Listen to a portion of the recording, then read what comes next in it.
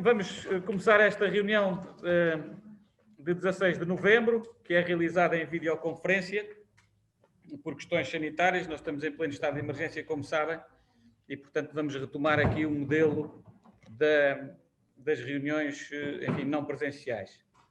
Queria, obviamente, agradecer a todos a presença e participação nesta reunião, dar nota de que a Sra. Vice-Presidenta Ruth está de baixa neste momento, devido à sua situação pré-natal, de pré-natalidade, neste caso, e, portanto, enfim, comunico esta ausência e cumprimento-vos a todos, obviamente, e daqui está justificada, naturalmente, a sua ausência, que é pelos melhores motivos que podem existir, creio eu. Bom, queria, neste período antes da ordem do dia, também dar-vos nota da evolução da situação epidemiológica à data de hoje, dia 16 de novembro. Recebi há pouco os dados pelo seu delegado de saúde, que me transmitiu que neste momento existem 84 casos positivos ativos, confirmados, 177 casos que, entretanto, já tiveram recuperação clínica e 5 óbitos a lamentar, como sempre. No que diz respeito às escolas, portanto, há a registar neste momento que existem 3 alunos do EJAF que têm infecção confirmada, portanto, têm teste positivo confirmado ativo. Do agrupamento de escolas temos neste momento também 3 alunos que estão positivos confirmados e são 3 turmas que estão em isolamento, uma no Casal do Telheiro e 2 no Centro Escolar de Arruda dos Vinhos. No que diz respeito à creche da Santa Casa, houve uma evolução favorável, ou seja, havia 3 turmas que estavam em isolamento, portanto em quarentena. Dessas 2 turmas da creche, 2 já regressaram, já cumpriram, portanto, o seu isolamento profilático e uma que falta, portanto a terceira turma, irá regressar, ao que tudo indica, durante esta semana já. No que diz respeito à escola profissional que estava em Felo, neste momento não há registro de situações pendentes em termos de Covid-19. Queria, obviamente, também nesta fase, no fundo, dizer que estes números são números que são muito difíceis, continuam a ser difíceis, ou seja, nós temos que continuar este caminho de cumprir as determinações.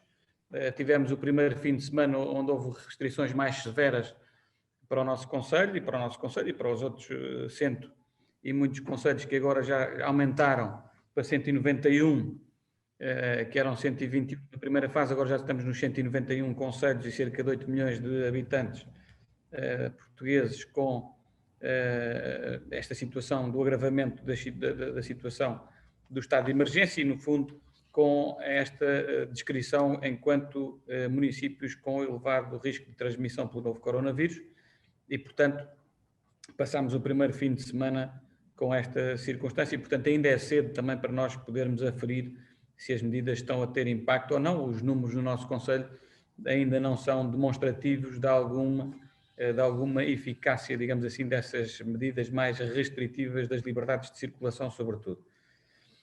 De todo modo, enfim, são medidas que nós temos que respeitar, obedecer e preservar e, portanto, isso é feito para salvaguardar a saúde pública e aquilo que é também a capacidade de resposta do SNS e dos seus profissionais que neste momento estão a passar por dificuldades que são conhecidas de todos nós. Queria, obviamente, aproveitar esta oportunidade também para dizer que, a nível do Conselho, nós temos a lamentar um falecimento de uma pessoa que era bastante querida aos arrudenses. Eu creio que todos nós, direto ou indiretamente, mais ou menos proximamente, tivemos contacto ou tomámos contacto ao longo da nossa vida com a Dona Fausta. A Dona Fausta deixou-nos fisicamente, ela faleceu durante este fim de semana e, portanto, eu queria, obviamente, em nome de todos os arrudenses e em nome também aqui do Executivo, creio eu que será secundado por todos, propor um voto de pesar pelo falecimento da Dona Fausta, que foi uma mulher muito ativa no que diz respeito ao associativismo no Conselho e àquilo que foi toda a dinâmica também do desporto, sobretudo para os mais jovens, e, portanto, eu diria que naturalmente, o acontecimento, este desaparecimento, deixa-nos a todos muito tristes e, obviamente, num cumprimento especial e solidário à família enlutada, mas a todos aqueles que, de uma forma ou de outra, foram privando com a Dona Fausta e com o seu exemplo ao longo de várias décadas. Uma nota também de pesar que eu acho que fica bem ao município, pelo falecimento do arquiteto Gonçalo Ribeiro Teles. Ele foi um dos arquitetos que mais cedo tomou consciência, contacto e que produziu obra sobre aquilo que diz respeito ao equilíbrio que é preciso fazer nas cidades, sobretudo na vertente ambiental e na vertente da qualificação do espaço público. E, portanto, ele também colaborou com o município da Ruda dos Vinhos, há alguns anos atrás, numa jornada de desenvolvimento do Conselho que tiveram lugar no novo externato de João Alberto de Faria, na altura recém-inaugurado, e, portanto, parece-me que é um momento também em que o município se deve associar, digamos assim, a este falecimento do arquiteto Gonçalo Ribeiro Teles.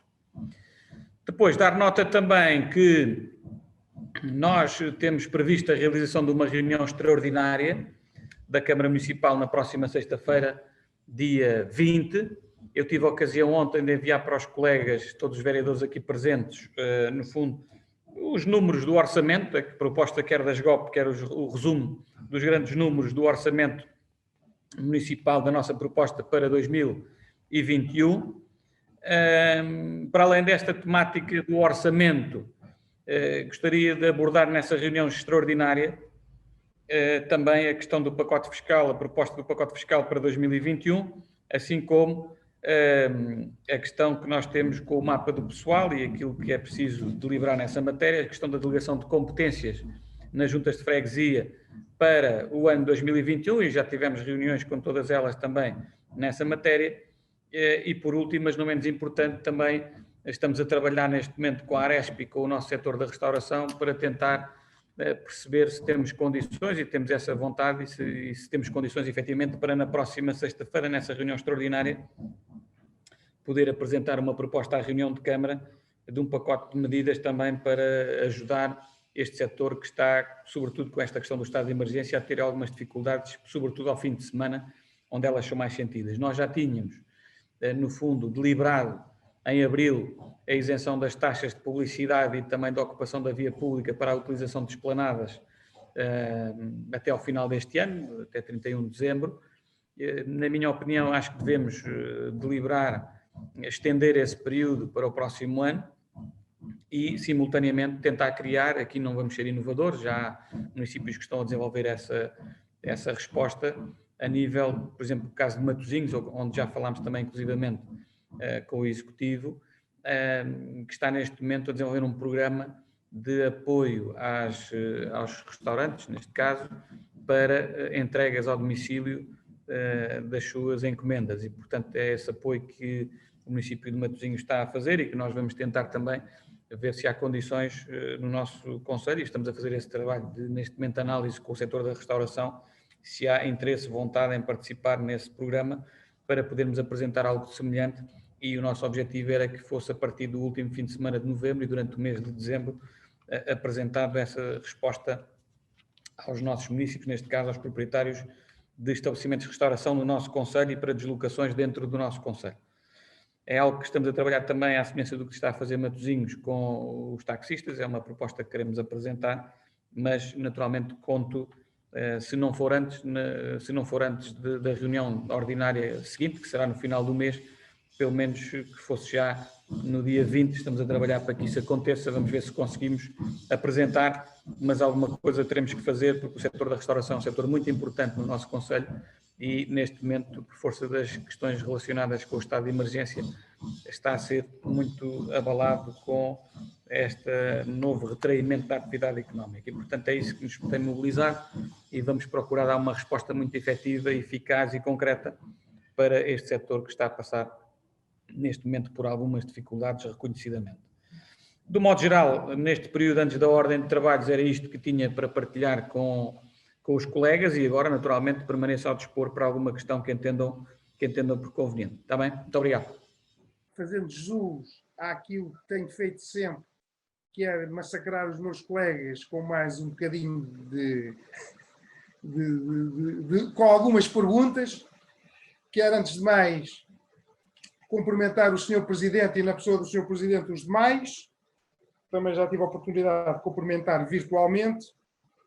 dizer que me associo integralmente, e não sei se é necessário votar ou não os votos de pesar, mas quer um, quer outro, um por ser uma figura nacional, no caso do arquiteto Ribeiro Teles, e a outra por ser uma figura do nosso Conselho, com provas muito dadas na área do associativismo, a Dona Fausta. Naturalmente, são duas percas e, portanto, que me associo a esse aspecto, a esses votos de pesar, melhor dito. Depois, tenho aqui 4 questões concretas para colocar ao Sr. Presidente de Câmara. Uma, que é a primeira delas, vem na senda daquilo que já tinha perguntado anteriormente e, portanto, agora para ter uma resposta em definitivo relativamente aos cursos que estavam previstos com o Instituto Politécnico de Santarém, saber se este último também não vai para a frente, porque havia um que ainda estava pendente desta segunda vaga de inscrições. Uma outra questão é para perguntar ao Sr. Presidente se o mercado municipal está aberto ou não, e dentro dessa mesma questão, colocar uma outra, que é saber se ele está aberto, por que razão se proibiu, digamos, a feira em Arranhol, feita num espaço público e, portanto, que de alguma forma garantia as regras do distanciamento social, e se manteve o mercado municipal, que é o espaço fechado. A terceira questão é o porquê da substituição das passadeiras no centro da vila, ou seja, verifico que foram arrancadas as passadeiras que tinham algumas lombas para reduzir a velocidade e que agora estão apenas marcadas, digamos, na estrada, na via pública. E a quarta é se tem alguma previsão para a conclusão da sinalética horizontal na estrada 115/4, que liga à Quinta do Paço à sede do Conselho. E, portanto, para não ser acusado de ocupar muito tempo, estas são as questões. Relativamente ao Covid, uma nota final para dizer, à semelhança do que tenho dito anteriormente, que efetivamente continuo eu, como espero que todos nós estejamos preocupados. A situação de facto é, de alguma forma, não querendo ser alarmista, é uma situação que nos faz pensar muito bem as medidas que temos que tomar, e eu aqui, sem apontar já sugestões, mas disponível para colaborar, permitia-me dizer o seguinte: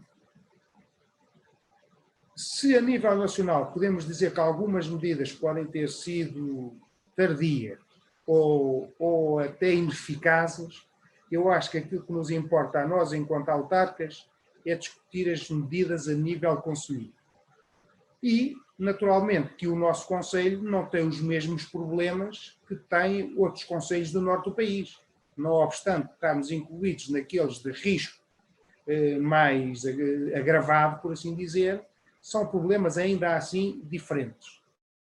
E, portanto, acho que para situações diferentes tem que haver soluções também elas diferentes, e que faz todo o sentido que nós tomemos já algumas medidas relativamente ao nosso Conselho, e a pensar um bocadinho na época natalícia que se aproxima. Quer dizer, que medidas é que podemos tomar para o comércio local, para que consigamos, por um lado, fazer com que o comércio local não seja tão prejudicado como tem sido, e, por outro lado, também permitir alguma segurança aos nossos munícipes, sabendo aqui encontrar um ponto de equilíbrio que será difícil, mas que não deixa de ser importante nós tomarmos já essas iniciativas, porque provavelmente as nossas famílias não se vão poder reunir da mesma maneira que se reuniram o ano passado. Naturalmente que isso para mim é quase que um dado adquirido, mas podemos minimizar no que diz respeito a outros aspectos da vida social de cada um de nós. Muito obrigado. Mais alguma questão dos vereadores? Não? Então vou procurar responder às questões colocadas pelo Sr. Vereador Luís, que agradeço. A questão dos cursos de TESP, falha minha, eu já tenho uma informação do Instituto Politécnico de Santarém e que tinha pedido para, no fundo, ser junto aqui aos documentos para conhecimento, mas depois, quando estive a assinar a ordem de trabalhos, falha minha de não ter detectado que não estava aqui colocado e assumo aí o compromisso, então, de colocar essa informação escrita nos documentos à próxima reunião de Câmara e assim ficaremos todos a saber das razões que levaram às decisões do IPS. Depois, no que diz respeito ao mercado municipal, dizer que, de facto, o mercado está aberto, nunca esteve fechado, diria eu, mesmo na sequência dos estados de emergência anteriores, aliás, até com o confinamento geral decretado nos estados de emergência de abril e maio, nunca fechou, estava no âmbito das exceções no que diz respeito ao abastecimento alimentar às populações e, portanto, nunca foi fechado. Relativamente à Feira da Ranhó, a decisão, apesar de ser tomada por mim, foi ouvido o Gabinete de Crise, que tem que se pronunciar sobre esta matéria e, inclusive, foi auscultada a Junta de Freguesia da Ranhó, que esteve presente nessa reunião desse Gabinete de Crise, e chegámos à conclusão que deveria ser fechada essa feira nos termos da própria resolução do Conselho de Ministros, que admite que elas devem estar fechadas. Aliás, a regra é essa, diz que elas devem estar fechadas. No entanto, coloca-se a prerrogativa do lado das autarquias, nomeadamente do Presidente de Câmara, de saber se elas ficam fechadas ou não, mas a regra geral é que devem ficar fechadas. Obviamente, o Sr. Presidente da Junta já me consultou e já me telefonou depois para tentar ver se conseguíamos avaliar. O meu compromisso com ele foi avaliar a situação, consoante também a evolução que existisse no número de casos no nosso concelho, e nomeadamente a freguesia da Ranhó, também é uma freguesia que tem sido muito exposta a infecções com este coronavírus e, portanto, será, em nosso entender, ainda prematuro nós estarmos a decidir realizar novamente uma feira. E, apesar de tudo, queria distinguir duas coisas. Uma coisa é a feira, é uma feira de rua, que apesar de ser na rua, no fundo há ali um grande contacto das pessoas com objetos, com materiais que são vendidos, ao passo que no mercado municipal, que não obstante ser um espaço fechado, tem uma lotação limitada, tem as marcações corretas e tem uma fiscalização permanente, no fundo, para verificar se as medidas estão a ser cumpridas e decretadas, tem uma sala de isolamento também, portanto, tudo isso foi visto e o plano de contingência do mercado municipal está ativo. Portanto, apesar de tudo, é muito diferente aquilo que se pode verificar no mercado municipal, que é um ambiente mais controlado, do que aquilo que eventualmente pode acontecer no mercado de rua, que ainda por cima não tem propriamente uma fiscalização responsável para poder atuar em caso de surgir alguma questão de incumprimento de eventuais regras sanitárias. E, portanto, essa decisão foi tomada, naturalmente assumo-a, mas foi tomada colegialmente e foi ouvida também a Junta de Freguesia da Ranhó, com a qual assumi o compromisso a posteriori de ir reavaliando a situação consoante, no fundo, a evolução da situação epidemiológica. A questão relacionada com o porquê da substituição das passadeiras no centro da vila. Bom, nós substituímos aquelas passadeiras porque, para além de o facto delas, no fundo, serem passadeiras que apresentavam já alguma irregularidade por força dos assentamentos que são naturais em passadeiras que são feitas em calçada e de já apresentar, no fundo, algum desgaste que também permitia, ou sobretudo possibilitava que mais facilmente houvesse algumas escorregadelas, sobretudo das senhoras e dos saltos, que é mais complicado essa passagem naquele tipo de passadeiras, portanto isso é notório e do conhecimento geral. Para além disso, nós substituímos essas passadeiras também para garantir que essa circulação pedonal nas passadeiras seja mais fácil e acessível a todos e, sobretudo, também porque vamos substituir e vamos introduzir, como já tinha sido anunciado, também um sistema de controle de velocidade através de controle por radar e por semáforo. Portanto, ou seja, nós substituímos as passadeiras, mas não deixamos de nos estar preocupados com a segurança rodoviária, uma vez que, como disse, vamos colocar a sinalização semafórica. Aliás, os trabalhos estão em curso para que isso possa acontecer em breve prazo. Depois, quanto à questão da sinalização horizontal na estrada da Quinta do Paço, aquilo que posso dizer é que, consoante tinha dito, conforme nós aprovámos o plano de pavimentações em janeiro de 2019 na reunião de Câmara, o que está previsto é que na pavimentação que está prevista para o próximo ano, de 2021, daquela estrada, portanto, aquela estrada está prevista ser intervencionada, sobretudo da rotunda da Ajuda para baixo, e nessa intervenção está previsto ser concretizada essa sinalização horizontal. Depois, quanto à questão da Covid, portanto, eu penso que todos nós aqui nunca escondemos isso, nós estamos preocupados com esta matéria desde o início e não deixamos de estar preocupados e por isso temos procurado ter sempre medidas que parecem equilibradas e que ao mesmo tempo têm uma preocupação subjacente permanentemente, que é a questão do controle sanitário e, sobretudo, minimizar potenciais focos de infecção do novo coronavírus. Por isso é que não só fechámos a piscina municipal agora recentemente, como tivemos aquela decisão sobre a feira em Arranhol, não é por nada de especial, é apenas porque achamos que aquele seria mais um ponto potencial de contágio e, sobretudo, o público-alvo daquela feira também são pessoas tradicionalmente mais idosas e mais expostas a estas questões da transmissão, por serem um grupo mais vulnerável e por se ter decidido naquele grupo de trabalho que, efetivamente, aquele tipo de feira de proximidade pode gerar aqui algum problema de contágio, potencialmente por contacto em superfícies e em objetos. E, portanto, foi essa a medida que tomámos e, portanto, nisso aqui somos muito coerentes, ou seja, nós preferimos ser acusados de ir mais além do que aquilo que é suposto, do que ser acusados de não ter feito tudo aquilo que nos seria possível fazer e determinar quando tivemos oportunidade para isso. Isso também se sentiu com a questão do manual de procedimentos das escolas e, felizmente, as coisas, apesar de termos aqui algumas situações ainda por resolver, parece que estão mais ou menos controladas e isso também se deve ao compromisso dos profissionais da educação e daquilo que é o escrupuloso cumprimento do manual de procedimentos que foi aprovado pelos órgãos municipais e pelo Conselho Municipal de Educação. No grosso modo, eu penso que eram estas as questões que me foram colocadas e penso que foram dadas as respostas oportunas neste momento. Não sei se há mais alguma questão dos seus vereadores. Sr. Presidente, desculpe, sim. Só um pequeno esclarecimento relativamente à situação da feira de Arranhol. Portanto, o que o Sr. Presidente disse é que houve uma reunião que estiveram presentes, a junta que se fez representar e que concordou com a decisão de fechar, é isto? Sim, eu posso dizer isso, posso confirmar isso e tenho aqui pessoas presentes do grupo de trabalho também que podem dar o seu testemunho sobre isso que eu vi. Pronto, eu só precisava de saber isso. Muito obrigado. Não foi o Sr. Presidente que esteve? O Sr. Presidente estava impedido porque teve uma situação de saúde. Não importa, fez-se representar por alguém. Sim, foi o João Frade, que eu penso que é secretário da Junta ou tesoureiro, já não me lembro. Eu penso que ele é secretário.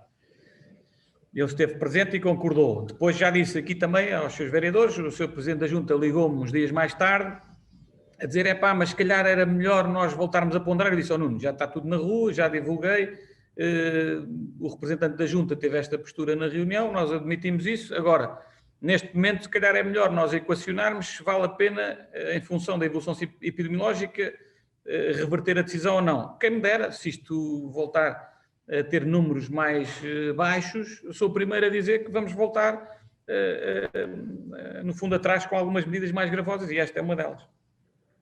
Obrigado. Muito bem, penso que estamos esclarecidos quanto a esta matéria do ponto antes da ordem de trabalhos. Iríamos então, se concordarem, dar início à reunião propriamente dita. No ponto 1 da ordem de trabalhos temos, portanto, a ata da reunião de Câmara do passado dia 2 de novembro. Ela foi presente aos seus vereadores, creio que estaremos em condições de a poder votar.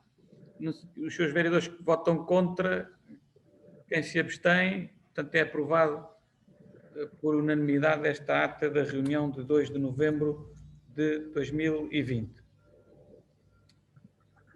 O ponto seguinte diz respeito ao ano letivo 2020-2021, são medidas no âmbito da ação social escolar e que têm que vir aqui à reunião de Câmara.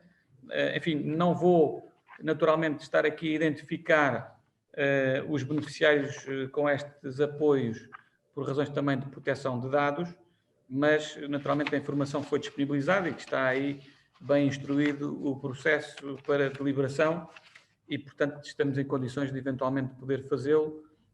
Os seus vereadores, quem vota contra, quem se abstém, portanto é aprovado por unanimidade este ponto número 2 da ordem de trabalhos. O ponto terceiro diz respeito à determinação do custo das atividades de apoio à família e da componente de apoio à família nas semanas de interrupção letiva, nomeadamente agora do Natal, portanto agora em dezembro. A proposta que está aí, no fundo, é muito próxima e similar àquilo que têm sido os preços praticados pelo município com estas atividades promovidas em contexto de férias letivas. Este ano temos que redobrar as atenções na constituição dos grupos, sobretudo privilegiar os grupos por turma e não fazer grupos maiores do que 5 alunos, no caso disso ser possível, e tentar também, ao contrário daquilo que se fazia, que era para rentabilizar recursos, no fundo, se calhar concentrar em 1 ou 2 centros escolares a promoção das atividades. Neste momento, o objetivo é a questão sanitária e, portanto, salvaguardar, e, portanto, nessa medida, provavelmente, se houver necessidade, haveremos de abrir estas atividades em todos os centros escolares, também para evitar que haja aqui um risco adicional com estas atividades na pausa letiva. Portanto, basicamente é isto que tinha para vos transmitir neste terceiro ponto da ordem de trabalhos. Não sei se há alguma questão concreta sobre este ponto e se poderemos passar à fase da votação. Não havendo questões, passaremos então à fase da votação. Quem vota contra, quem se abstém, é então aprovado por unanimidade também este ponto número 3 da ordem de trabalhos. Muito bem, o ponto seguinte, o ponto 4 da ordem de trabalhos, diz respeito à informação do auditor externo e aos documentos de gestão relativa ao primeiro semestre deste ano, 2020. Portanto, neste caso, estamos a falar propriamente da prestação de contas. Este documento é um documento eminentemente técnico e contabilístico. Não vou estar aqui a entrar no detalhe técnico e contabilístico do documento. Eu pedi também ao Dr. Bruno Nagel para se poder juntar aqui à reunião e ele está a acompanhar os trabalhos e, portanto, se houver alguma questão mais técnica, poderá o Dr. Bruno ajudar-nos aqui no respectivo esclarecimento, caso eu não consiga fazer. Mas, de todo modo, gostaria de destacar 2 ou 3 pontos essenciais que me parecem importantes destacar nesta fase. Portanto, estamos a falar de uma prestação de contas que incidiu, portanto, no primeiro semestre de 2020, onde, sobretudo a partir de março, portanto, há 3 meses aqui, em que já se sente o contexto da pandemia e os efeitos que ela tem ao nível de impacto orçamental e socioeconómico, e, portanto, isso já é refletido. Em termos de macronúmeros, aquilo que eu gostaria de destacar é que há uma execução da receita na casa dos 76% no primeiro semestre, em termos proporcionais. A despesa anda muito similar à execução da receita, portanto, também estamos com um grau de execução da despesa que acompanha esse grau de execução da receita também em cerca de 76%. Há uma relação direta também entre aquilo que é o resultado líquido do exercício do primeiro semestre, que tem aqui uma redução significativa, e aquilo que é a redução significativa que nós temos a registrar também do lado da receita, ou seja, sobretudo das receitas próprias do município. Neste caso, nós temos cerca de 300 mil euros de receita a menos verificada em período homólogo, ou seja, em relação ao primeiro semestre de 2019, nós temos aqui registados um grau de execução da receita abaixo em 300 mil euros, sensivelmente do que se verificou no ano anterior. Eu diria que, em grande parte, esta redução da receita própria se deve a 2 fatores fundamentais. Primeiro, uma queda abrupta na arrecadação de receita proveniente do IMT, portanto, o Imposto Municipal sobre as transmissões onerosas de bens imóveis, e uma quebra também acentuada de receitas de vendas de bens e serviços, que aqui está relacionado também com aquele pacote de medidas que nós aprovámos no dia 6 de abril, na reunião de Câmara, e que uma das medidas, enfim, mais impactantes do ponto de vista da receita era, de facto, a questão da redução do tarifário da água, sobretudo no primeiro escalão de consumos, e, portanto, isso é já visível nesta demonstração de resultados no primeiro semestre. A dívida do município, apesar desta quebra de receita significativa de cerca de 300 mil euros, conseguiu-se, apesar de tudo, induzir uma redução na dívida de curto prazo em cerca de 176 mil euros e a dívida de médio e longo prazo, que decresceu cerca de 165 mil euros, o que dá, neste momento, uma estabilidade da dívida total de operações que rondará os 4 milhões de euros no primeiro semestre deste ano.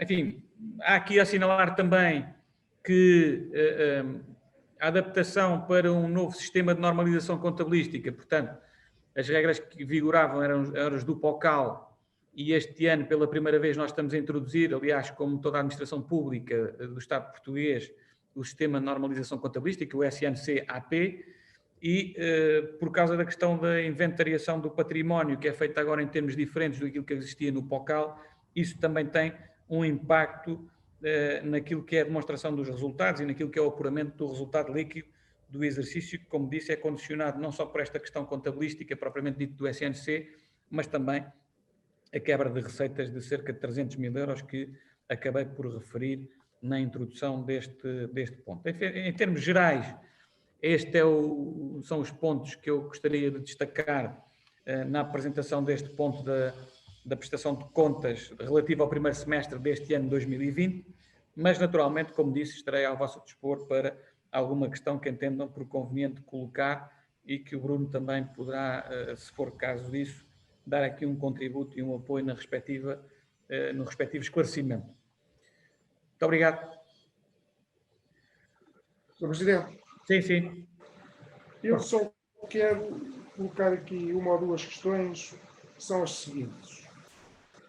Sabendo que tivemos esta execução agora neste primeiro semestre e sabendo, digamos, as contingências que temos em virtude, digamos, desta pandemia, com a redução do IMT em cerca de 300 mil euros, se já há alguma previsão, se há ou não, digamos, de qual vai ser, digamos, esta redução reportada ao ano todo. Digamos que nós estamos com 300 mil euros, se a tendência é para que possa aumentar ainda mais este valor e ser um aumento significativo ou não.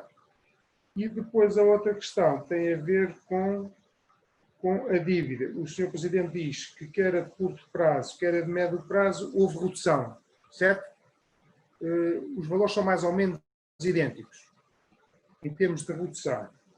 O que eu pergunto é, nesta perspectiva, portanto, e dado que nós sabemos que este ano é um ano atípico, pelas contingências que todos vivemos, se no resultado final, digamos, deste segundo semestre, se a previsão é de alterar todos estes valores no sentido de inverter, ou seja, não sei se é, se não, faço a pergunta se há ou não dados que apontem no sentido que eu estou a colocar estas questões.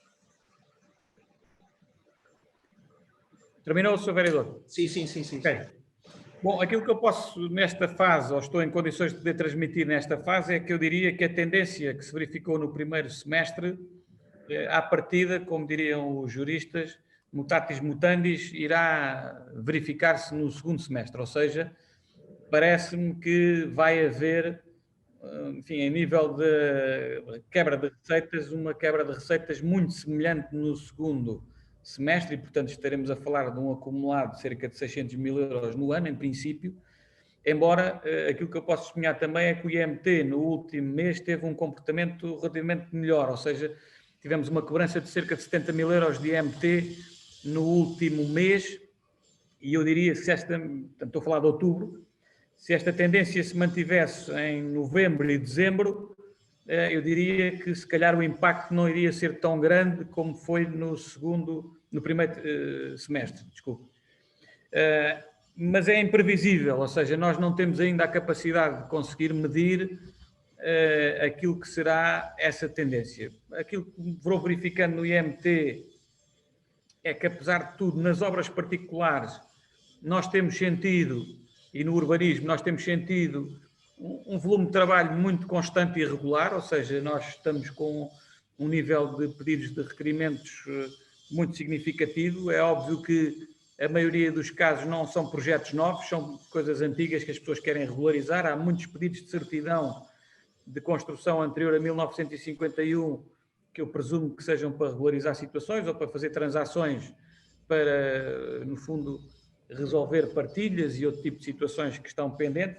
Eu acho que esta questão que nós estamos a viver em termos de contexto pandémico também tem levado as pessoas a querer resolver alguns aspectos que ainda têm por resolver no seu património, na sua vida familiar e pessoal, e portanto temos sentido isso. Agora, enfim, é uma incógnita perceber se o mercado terá liquidez, se as famílias terão liquidez para continuar a comprar ou vender terrenos, e como até aqui se verificou, não tenho sentido perda de trabalho da secção das obras, antes pelo contrário, mas de alguma forma parece-me que são situações para regularizar e não tão situações de venda de imóveis propriamente dito, o que nos pode fazer crer que a quebra de receitas a nível também do IMT é uma coisa que se vai verificar com mais ou menor oscilação, mas em termos descendentes, ou seja, não estou a prever que 2021 seja um ano de inversão desta quebra de receita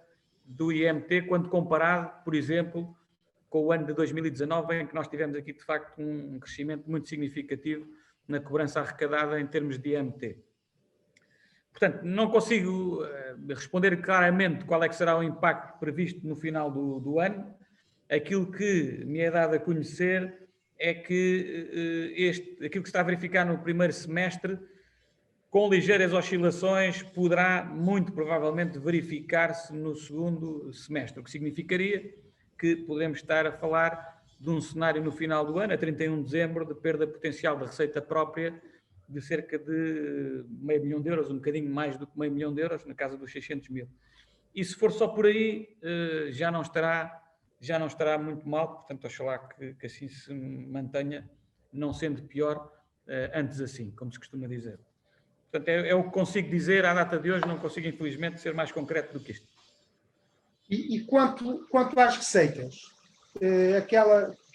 não é quanto às receitas, quanto à questão da redução da dívida de curto e médio prazo, que eu também coloquei a questão que neste momento até houve uma ligeira ou alguma redução, se a tendência é para inverter ou se é para manter.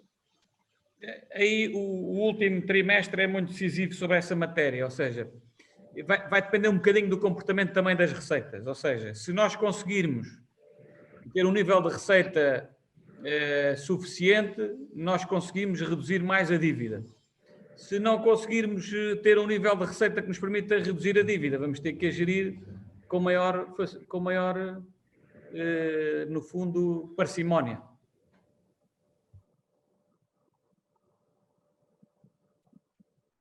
Essa resposta também foi parcimoniosa. É uma incógnita. Se nós conseguimos arrecadar mais receita, conseguimos, em teoria, abater mais o passivo. Se não conseguirmos, eu acho que esta constante, não sendo... O que eu quero dizer é o seguinte, claramente não me parece que neste último semestre nós vamos agravar a dívida. Não me parece. Isso não acho que seja um cenário, a não ser que haja aqui um evento ainda mais extraordinário ou imprevisível do que estes que estamos a viver, e não será fácil, mas não é verosímil à data de hoje eu afirmar que o cenário no segundo semestre será de agravamento da dívida do município ou na dívida total de operações.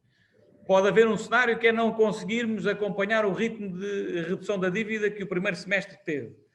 Mas agravar a dívida, isso não me parece que vá acontecer. Obrigado. Portanto, e à data de hoje também peço desculpa, mas não consigo concretizar mais do que isto. Mais alguma questão sobre esta questão do relatório de contas, da prestação de contas? Não havendo, podemos estar em condições de votar então este ponto número 4. Quem vota contra? Quem se abstém? Eu abstenho. Ok. Aprovado com maioria, com a abstenção do Sr. Vereador Luís Rodrigues, está bem? Ok, muito bem. Vamos então passar aos pontos 5 e 6 da ordem de trabalhos. Neste caso, se calhar vamos individualizar. O ponto 5 é a alteração às GOP e ao orçamento para este ano de 2020. Eu creio que grande parte desta alteração se justifica com um dos outros pontos que vem mais à frente na ordem de trabalhos, que tem que ver, sobretudo, com os trabalhos a mais que fomos falando aqui ao longo das últimas semanas, necessários realizar no bairro João de Deus, portanto, na empreitada de qualificação do bairro João de Deus, que tem que ver com o desenvolvimento das estacarias. Foram 74 estacas que, entretanto, foram realizadas para a sustentação, melhor sustentação do edifício nos termos da sondagem geotécnica que foi feita há uns meses atrás. Portanto, basicamente, isto justifica em parte o que está aqui. A outra parte tem que ver com alguns ajustamentos que foram necessários fazer nas rúbricas Covid-19. No fundo, foram precisos tirar de uns sítios para meter nos outros, mas o objetivo foi o mesmo. Foi esta questão do controle e do combate à pandemia. Basicamente, são estes os dois pontos que justificam esta 20ª alteração à ASGOP, ao orçamento, e a 19ª à ASGOP. Portanto, bairro João de Deus, trabalhos a mais, e a questão das rúbricas Covid, que foi preciso acertar aqui algumas questões. Não sei se há alguma questão dos seus vereadores sobre este tema, sobre este ponto 5. Não. Não havendo, poderemos então votar. Eu não vou votar porque este ponto vem para ratificação. Quem vota contra? Quem se abstém? Então, aprovado por unanimidade este ponto número 5 da Ordem de Trabalhos. No que diz respeito ao ponto seguinte, portanto, ao ponto número 6, estamos a falar da 4ª revisão ao orçamento e a 4ª revisão às grandes opções do plano para 2020. Esta revisão explica-se pelo facto de nós, ao outorgarmos o acordo de gestão com a IP, nomeadamente o respectivo aditamento, nós, no fundo, passámos, como se recordam, nos termos desse aditamento, a fazer face a um aumento de custos com as expropriações e, no fundo, passámos o ónus, neste caso o encargo, com o pagamento do projeto de execução da variante para a IP e, portanto, esta revisão tem que ver precisamente com esse aspecto de prever essa potencial angariação de receita adveniente dessa transferência de responsabilidade pelo pagamento do projeto de execução para a IP. Também queria dizer-vos aqui já agora, em termos de reunião de Câmara, que nós estamos em contacto permanente com a IP. Ainda surgiu uma última questão por parte da IP na última reunião que tivemos na passada sexta-feira e é provável que ainda tenhamos que apresentar um novo aditamento ao acordo para resolver uma questão, mas a seu tempo, depois a reunião de Câmara tomará conhecimento e aprovação do respectivo aditamento. Mas por agora esta é a informação que nós temos e que temos que respeitar, até em complemento também daquilo que já foi apreciado pelo Tribunal de Contas nesta matéria. Não sei se há alguma questão dos seus vereadores quanto a este ponto. Não, eu quanto a este ponto, a única questão que eu quero aqui realçar é que, efetivamente, tive a oportunidade de referir na altura da discussão da variante que não me parecia razoável o montante destinado às expropriações, parecia-me claramente insuficiente. E, portanto, verifica-se que, de facto, era insuficiente, mas também temos que ter presente que o que importa aqui, e isso o PSD sempre se teve empenhado nesta concretização da variante, portanto, a variante tem que ser feita. Naturalmente que há aqui um custo acrescido para o orçamento municipal, passa dos 400 e tal mil euros para cerca de 800 e tal, não é? Salvo erro, 810 mil que tinham sido falados. Portanto, registamos que há este aumento, registamos que o valor inicialmente previsto era claramente insuficiente, mas queremos registar que se concretize e se execute a obra, que é isso que é mais importante. Ok, pronto, não está no ponto da ordem de trabalhos esse ponto, mas de alguma forma vou aproveitar para dizer o seguinte: o que está aqui em causa neste ponto é apenas só para fazer um ponto de ordem, prever, no fundo, a inscrição da receita que advém do facto do projeto de execução passar para a IP, para a responsabilidade da IP e já não pertencer ao município. Portanto, é esse o único ponto que está aqui para deliberação, é prever uma receita que não estava prevista no orçamento inicial e que agora, na sequência da resolução deste acordo, ou da renovação deste acordo com a IP, passa a estar prevista e que nós temos que a prever.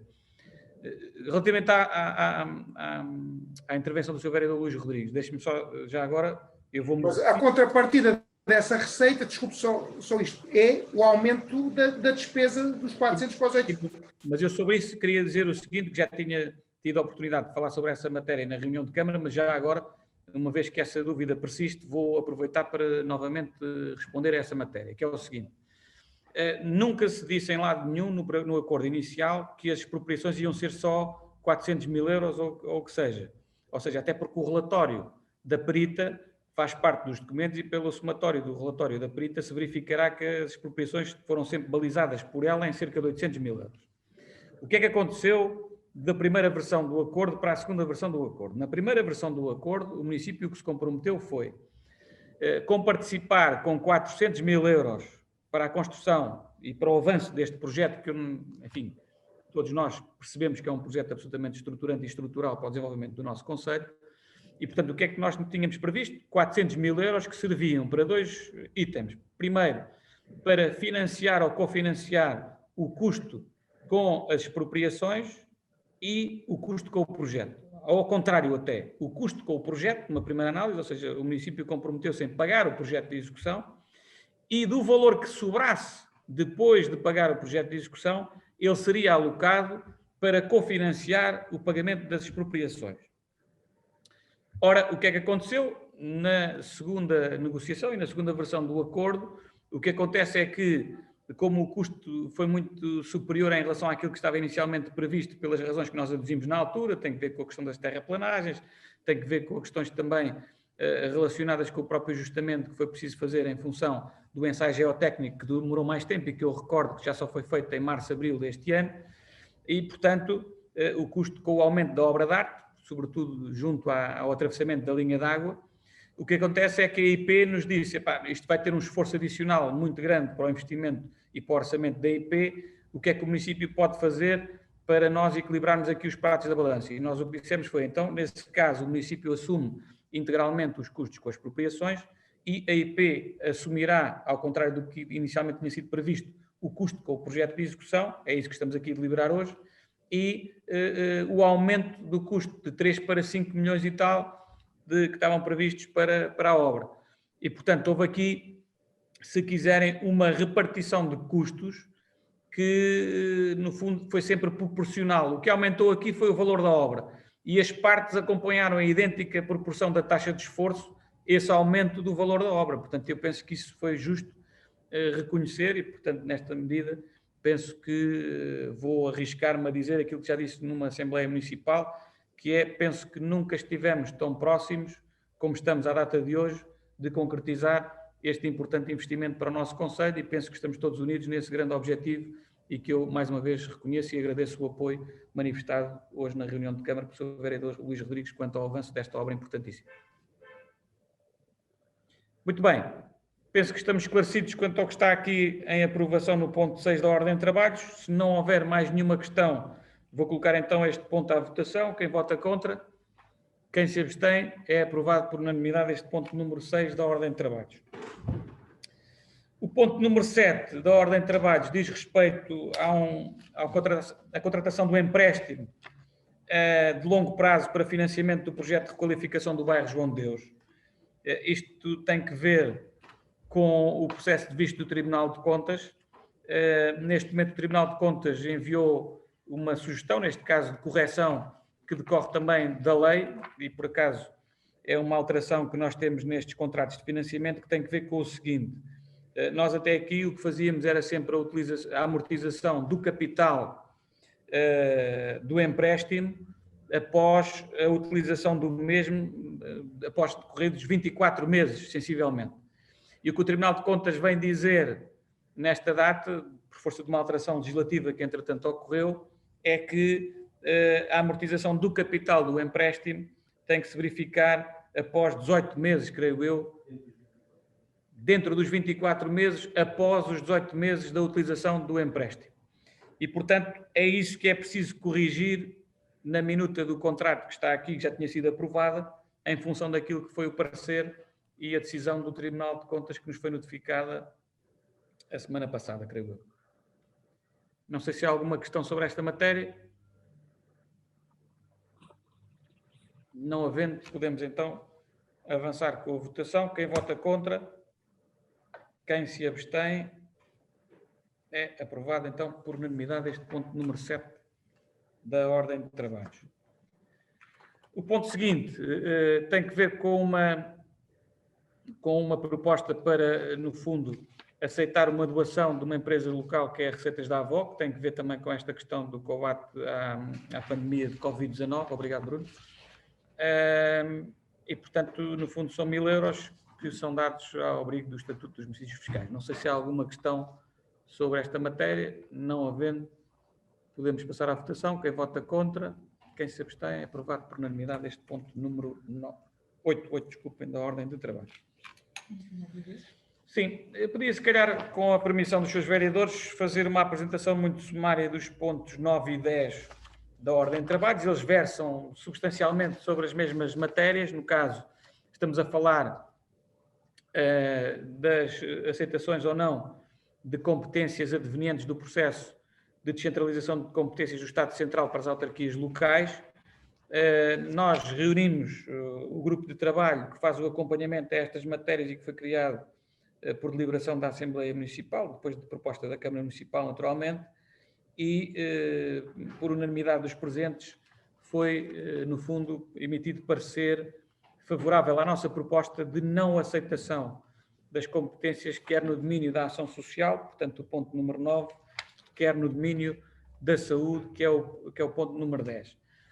Isto porque nós, enfim, este ano é um ano que tem sido muito atípico, muito trabalhoso a vários níveis, e que não é um ano que nos pareça que existam as condições ideais ou satisfatórias para podermos assumir aqui um conjunto mais significativo de responsabilidades em termos de competências legais de atuação municipais, sem estarem também esclarecidos alguns pontos. Por exemplo, no caso da saúde, inclusivamente está previsto na lei da descentralização de competências a elaboração de um plano municipal de saúde, que ainda não teve ocasião de ser elaborado, por razões também que são compreensíveis de todos, e propriamente também em reuniões que temos tido com a ARS, LVT, não nos foi ainda esclarecido, não se foram ainda esclarecidas algumas matérias que nós entendemos importantes poderem ser esclarecidas para podermos tomar uma decisão mais assertiva quanto à aceitação ou não das competências nesta área. Portanto, tudo visto e somado, entendemos nós que não estão reunidas, de facto, as melhores condições do ponto de vista político, administrativo e interno até, para podermos deliberar, assumir já essas competências no âmbito da saúde e da ação social e, portanto, a nossa proposta é de não aceitação, para já, deste núcleo de competências nestas duas áreas que referi e esperar por uma melhor oportunidade depois de estabilizar esta questão da pandemia e oxalá que ela venha a ocorrer no mais curto espaço de tempo possível. Dito isto, portanto, ficarei à vossa disposição para alguma questão que entendam conveniente nestes pontos 9 e 10 da ordem de trabalhos. Não sei se há alguma questão. Posso? Sim. Não, eu relativamente a esta matéria, quer dizer, antecipando já que concordo que efetivamente não estão reunidas as condições para que possamos arcar com a responsabilidade de áreas tão sensíveis e tão importantes,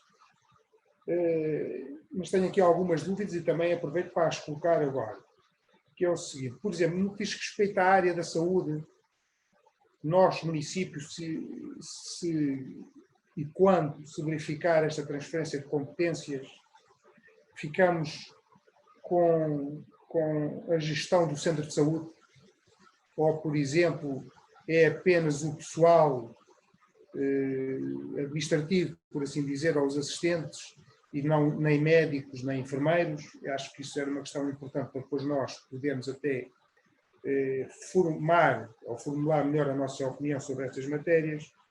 E no que diz respeito à ação social, nós já temos a ação social da Câmara. E, portanto, o que é que se pretendia aqui em concreto responsabilizar os municípios para além daquilo que já é o papel que nós temos com a ação social do município? Portanto, estas duas questões parecem importantes até para depois, mais tarde, podermos ou não ter, com quem cá estiver, poder de decisão sobre estas matérias. Muito bem. Sobre estas questões no domínio da saúde, o que está previsto na legislação, eventualmente passar para os municípios, é de facto a questão da gestão dos edifícios, neste caso em concreto seria a questão do edifício do Centro de Saúde de Arruda e do Centro de Saúde de Arranhó, que tem um contrato de arrendamento. E no caso concreto, em termos de recursos humanos, o que está previsto são as competências na área da gestão dos assistentes operacionais. Portanto, confirmo que, de facto, o pessoal de médicos e enfermeiros ficarão fora da alçada do município e permanecerão no âmbito da alçada do Ministério da Saúde. No que diz respeito à ação social, sobretudo o mais significativo que iria passar é algum do trabalho que é feito a nível aqui do Serviço Local da Segurança Social e que passaria a ser feito pelo município. Desde logo, o mais importante e que eu antevejo que haja mais volume de trabalho é toda a tramitação dos processos de RSI, portanto, de Rendimento Social de Inserção. Enfim, tudo o resto nós já vamos fazendo, mas de facto a questão da atribuição dos RSIs, o município passaria a ter um nível de responsabilidade muito mais efetivo do que aquele que tem atualmente, que é praticamente nenhum, a não ser sinalização, esclarecimento, informação, etc. Não sei se, Carla, se queres complementar alguma questão ou se eventualmente me esqueci de algum pormenor relevante. Não, acho que o mais importante e o que nós conhecemos dos diplomas, o Presidente já referiu. Ok, pronto, é isso. Obrigado. Está esclarecido? Bom, então, não havendo mais questões, passaríamos à votação do ponto 9 e 10, que vamos fazer em separado. O ponto número 9, quem vota contra? Quem se abstém? Portanto, é aprovado por unanimidade esta não aceitação de transferência de competências no domínio da ação social. Ponto 10, quem vota contra? Quem se abstém? Portanto, é aprovado também por unanimidade esta não aceitação de transferências no domínio da saúde. Enfim, os pontos seguintes, portanto, o ponto 11 e 12 da ordem de trabalhos, têm também a mesma natureza, embora sejam entidades distintas e apoios distintos em termos de financiamento. Estamos a falar, como se recordarão, do regulamento que nós aprovámos na última Assembleia Municipal para atribuição de apoios extraordinários no âmbito da Covid-19 às coletividades e associações, sobretudo às que são promotoras de atividades desportivas e para fazer face aos custos que têm também com a promoção desse tipo de atividades desportivas. No âmbito do regulamento em vigor, apresentaram candidaturas de 3 entidades, portanto, o CRDA, o URDA e o Rancho Folclórico Podas e Vindimas. O do Rancho ainda não foi possível vir à reunião de Câmara e oxalá que venha a ser possível, porque faltava um documento, penso eu, uma questão de uma certidão de não dívida, creio eu, à Segurança Social.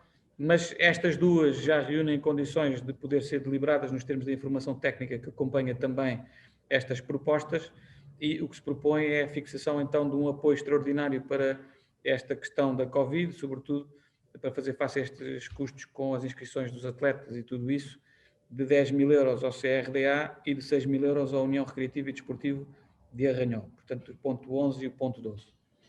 Não sei se há alguma questão sobre esta matéria.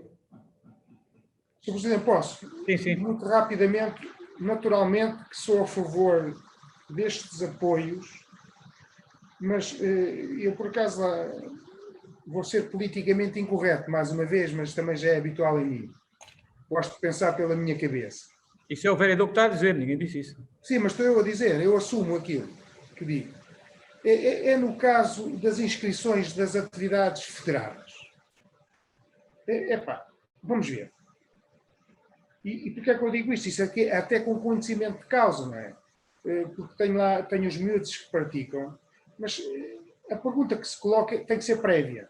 Isto é, porquê é que nós estamos a gastar dinheiro com a inscrição de nossos jovens, nomeadamente das camadas dos 10 anos, ou dos 11, ou dos 12, na inscrição na Federação, se depois as probabilidades de haver competição são reduzidas ou muito reduzidas?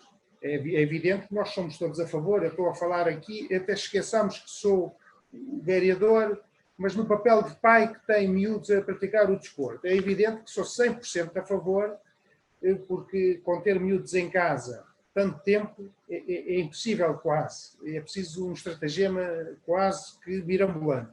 E, portanto, somos todos a favor da inscrição dos meninos no futebol ou noutra atividade qualquer desportiva. A questão que se coloca é, se não nós fazemos as inscrições, o caso do clube fê-las, o clube, ou quem diz os clubes, penso que também não foi só o CRDA, mas também o União Recreativa e Desportiva da Ranhola. Mas se não houver competição, nós estamos a contribuir, é certo, mas deixe-me dizer-lhe o seguinte, estamos a fazer um pagamento, mas não há a contrapartida do outro lado, ou seja, nós quando pagamos a inscrição para a Federação, é no pressuposto que a Federação ou a Associação de Futebol vai organizar campeonatos, vai organizar competição. Se não os organiza, por que é que nós temos de estar a pagar? Faço-me entender. Se o Sr. Presidente me ajudar a ser politicamente incorreto, eu fico receptivo à sua resposta. Mas não sei se partilha da mesma opinião que eu tenho. É pagar, sim senhor, ajudar, sim senhor, mas se não houver a contrapartida, digamos assim, a Federação depois vai devolver ou não o dinheiro que o clube gastou ou que os clubes gastaram sem haver o exercício dos tais campeonatos ou a dita competição. Não sei se é pertinente a pergunta, é uma questão que a mim me toca. Ok. Bom, vou tentar, tendo em conta a informação que eu tive sobre esta matéria, até porque não fui eu que tratei, digamos assim, desta matéria, apenas remeti o documento para a reunião de Câmara para apreciação e foi a Ruth que acompanhou, digamos assim, a aplicação do regulamento. Mas, em todo o caso, a informação que tenho e que estou em condições de poder partilhar, obviamente, com os colegas é a seguinte. A inscrição dos atletas foi feita nas associações de futebol, neste caso, e nas federações, também porque, segundo o que me transmitem, havendo a necessidade de promover o seguro dos atletas, não obstante não haver competição ainda, mas eles têm que estar seguros, até porque estão a praticar desporto dentro de umas instalações desportivas e que um próprio treino pode ainda assim, apesar destes treinos neste momento terem menos contacto físico, não são avessos a que possa haver um acidente ou um incidente qualquer que seja gerador de uma lesão para um atleta. A verdade é que, através dessas apólices conjuntas que as associações têm, etc., e os acordos que têm com as seguradoras, é mais barato para os clubes o seguro feito quando as inscrições estão ativas junto das associações de futebol ou de outras modalidades que entenderem.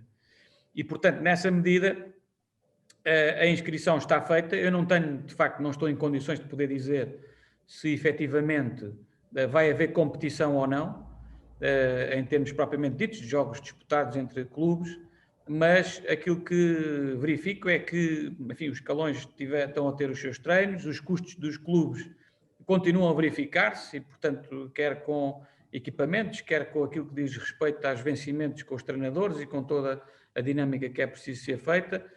Há escalões dos séniores que já estão a ter competição e, portanto, também têm aqui custos acrescidos também com policiamento e com outro tipo de situações e, portanto, parece-me que este apoio do município, enfim, não resolverá todos os problemas que as associações neste momento se debatem, mas parece-me que é já um bom contributo para que, se a competição existir, exista toda a garantia que não vai haver problemas de tesouraria nos clubes para que não haja problemas com essa competição. E, portanto, eu diria que os custos fixos eles estão a ter, o município está a cumprir o regulamento, obviamente que se não houver competição isto parece que é um bocadinho coxo, mas em todo o caso, no fundo estamos a propiciar que os atletas continuem a ter uma resposta importante que é poder praticar desporto e não serem cingidos a entrarem nas aulas e irem para casa. E, portanto, no fundo, é um equilíbrio que se tem que fazer nesta área que também é muito importante para a saúde mental das pessoas e, neste caso, dos jovens, existir este tipo de atividades. E este tipo de atividades são feitas pelos clubes e, obviamente, eles precisam e estão a precisar muito deste apoio e eu diria que é compreensível que mesmo que nós, e também posso ser politicamente incorreto a dizer o seguinte, é compreensível na minha ótica que mesmo que não exista competição ao longo desta época, vamos admitir que vai haver, e eu estou esperançoso que ainda possa haver, em termos diferentes, mas possa haver, eu diria que em termos de gestão do dinheiro público, se este apoio servir apenas para manter a atividade dos clubes no que diz respeito aos treinos e à manutenção daquilo que é também a sua regular atividade noutros tipos de atividades, nomeadamente como a dança, como outro tipo de atividades físicas, ginástica, etc., já valeu a pena, porque de facto, se eles não tivessem competição se não tivessem capacidade de ter os alunos a funcionar, etc., nós podíamos estar a falar mesmo de problemas de ruptura em termos de receita de tesouraria, o que era muito complicado para a sustentabilidade dos clubes, uma vez que também, não havendo eventos onde possam conseguir obter as suas receitas extra, tornar-se um cenário mesmo muito, muito complicado, esta falta de apoio a estas coletividades e associações. Portanto, compreendo em parte aquilo que diz, da questão de não havendo competição, isto dá a ideia que fica um bocadinho coxo. Epá, é verdade, não tenho como dizer que não é, mas apesar de tudo temos que olhar para a outra vertente da balança, que é os clubes continuam a ter despesas fixas muito elevadas na questão de proporcionar apenas os treinos dos miúdos, e nós temos já sentido que infelizmente cada vez mais as famílias têm mais dificuldade em poder pagar as mensalidades que normalmente os clubes cobram para poder ter os meninos a praticar o desporto. E, portanto, se este apoio servir também para compensar um bocadinho e dar almofada para que os clubes tenham alguma flexibilidade na gestão desse tipo de casos mais sociais, também é importante para se promover a coesão social no nosso concelho. Parece-me isso importante.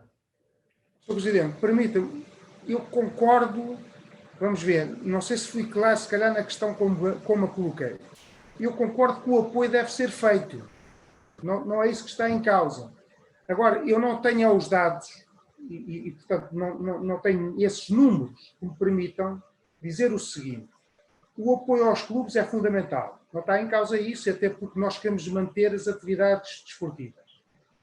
O que eu digo é o seguinte: o clube tem uma despesa, que é o tal dito seguro para os atletas, incluído com a inscrição nas federações.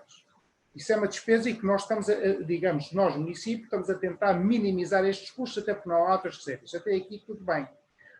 A questão que eu acho que é prévia é, e era aí o meu ponto, é esta: se a federação não tem como contrapartida daquilo que se paga organizar a competição ou os ditos campeonatos, quer na formação, quer noutros escalões, à exceção, em Arruda dos Vinhos, dos séniores, aquilo que nós tínhamos como participar é a despesa com o seguro.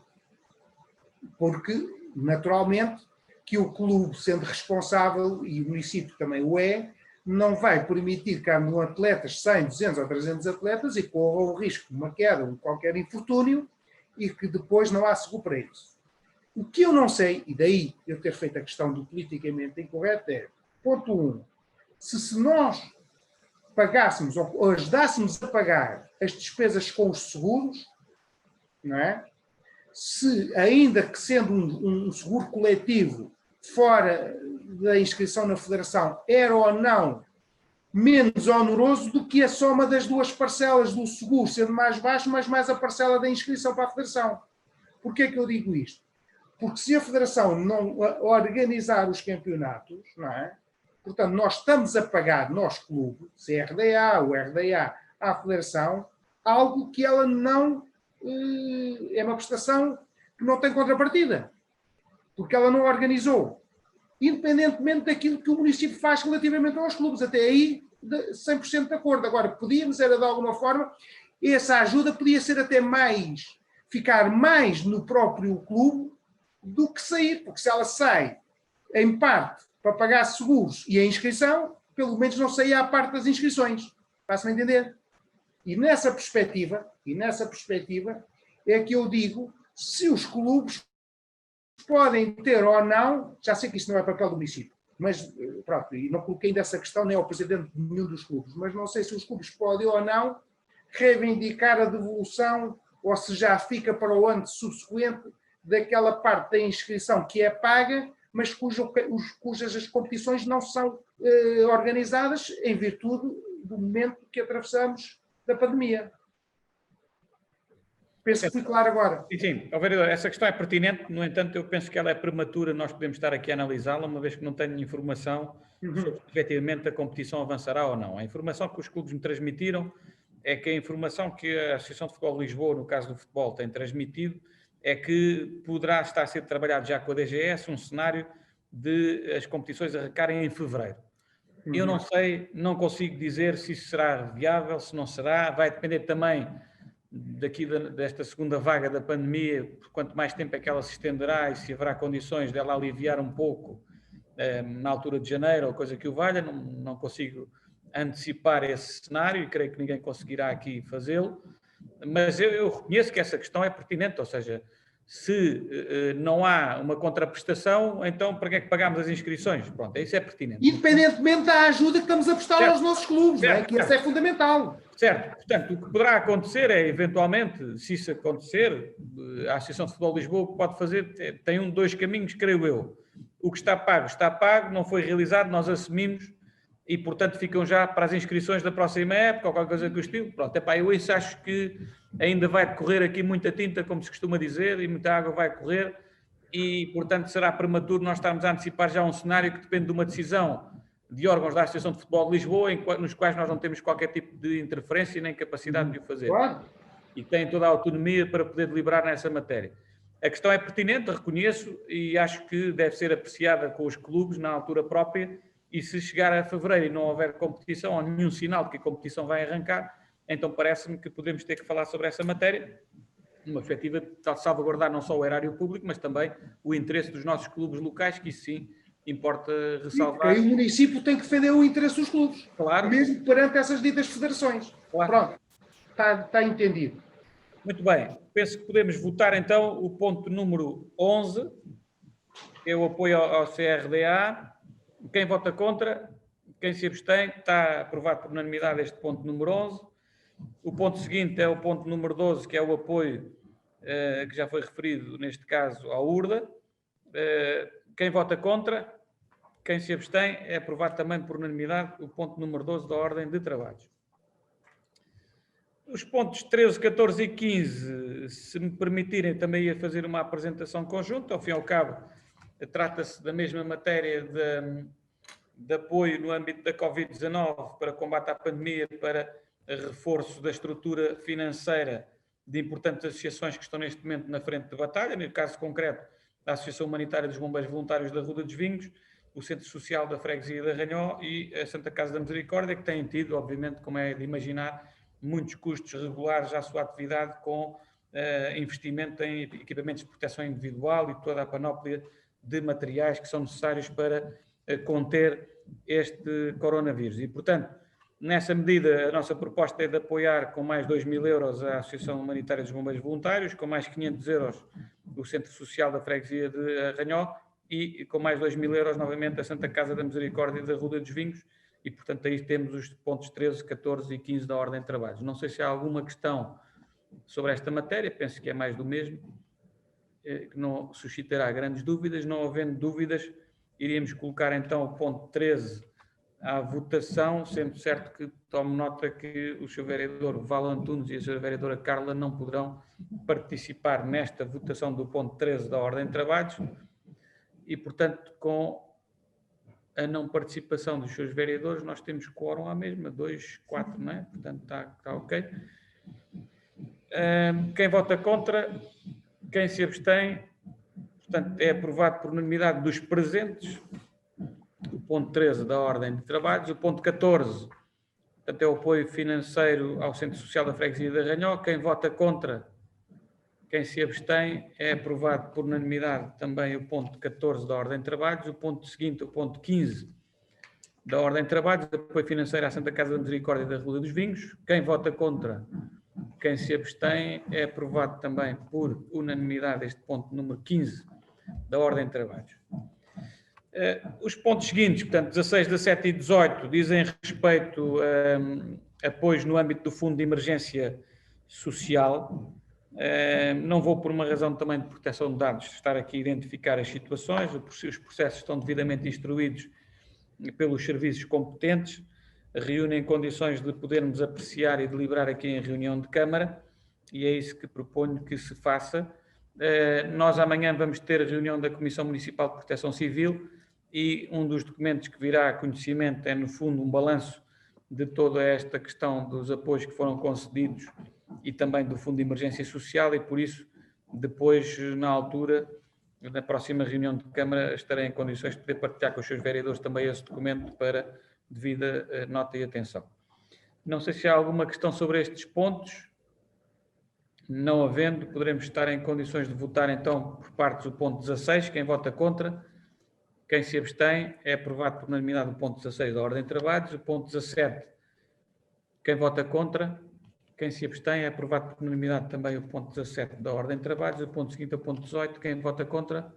Quem se abstém? É aprovado por unanimidade também o ponto 18 da Ordem de Trabalhos. O ponto seguinte, portanto, o ponto 19, diz respeito a um requerimento que nós recebemos de um arrendatário, neste caso concessionário do ginásio, que está situado na piscina municipal da Ruda. Neste caso, no fundo, à semelhança daquilo que já se verificou em reuniões anteriores, há aqui um pedido para que se possa rever em baixa, naturalmente, o valor da renda cobrada pela utilização deste espaço do ginásio na piscina municipal. Este é um dos ramos que tem sofrido mais e é também um dos imóveis em que nós tivemos de tomar medidas mais drásticas no que diz respeito ao seu encerramento compulsivo, por força da questão da contenção das questões sanitárias, no caso da piscina municipal, e, portanto, a atividade, de facto, deste requerente tem sido francamente prejudicada com as decisões que nós temos que tomar no combate à pandemia de Covid-19. Dito isto, portanto, houve aqui um requerimento que foi apresentado, o processo está devidamente instruído pelos serviços técnicos competentes, reunirá condições de podermos deliberar e a proposta apresentada é a redução para 1/3 do valor da renda que se cobra neste espaço, portanto, para 216,67 € mais IVA, a aplicar com efeitos retroativos a agosto deste ano, que foi quando houve aqui uma quebra abrupta da frequência deste ginásio. Não sei se há alguma questão dos seus vereadores quanto a este ponto da Ordem de Trabalhos. Eu queria usar a palavra Sim, força. para dizer o seguinte. Para manter aqui coerência em todas estas matérias, eu tive a oportunidade, que este sendo um assunto diferente de um outro que veio já aqui à reunião de Câmara, que tinha a ver também com um arrendatário do município, e no qual eu votei contra, tive a oportunidade de dizer que votava contra não pela redução da renda, mas sim pela questão de estar a juntar à situação do pedido de redução da renda o prolongar ou o pagamento de prestações de uma dívida que nada tinha a ver com a pandemia.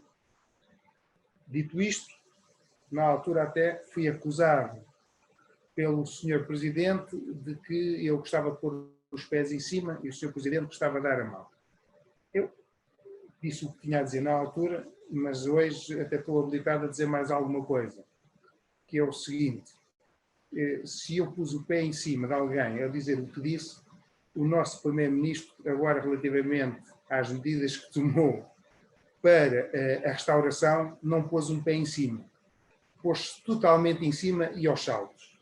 Porque basta ver aquilo que tem sido a atitude e o comportamento da restauração nos protestos veementes relativamente à medida proposta pelo Sr. Presidente. Mas, dito isto, ainda podia dizer outros argumentos, como, por exemplo, nós, município, ao fazermos o que estávamos a fazer, podíamos estar a contribuir para uma concorrência desleal, porque mais de nenhum arrendatário de outros restaurantes no nosso concelho têm essa faculdade de obter ou têm este privilégio de ter a redução das rendas.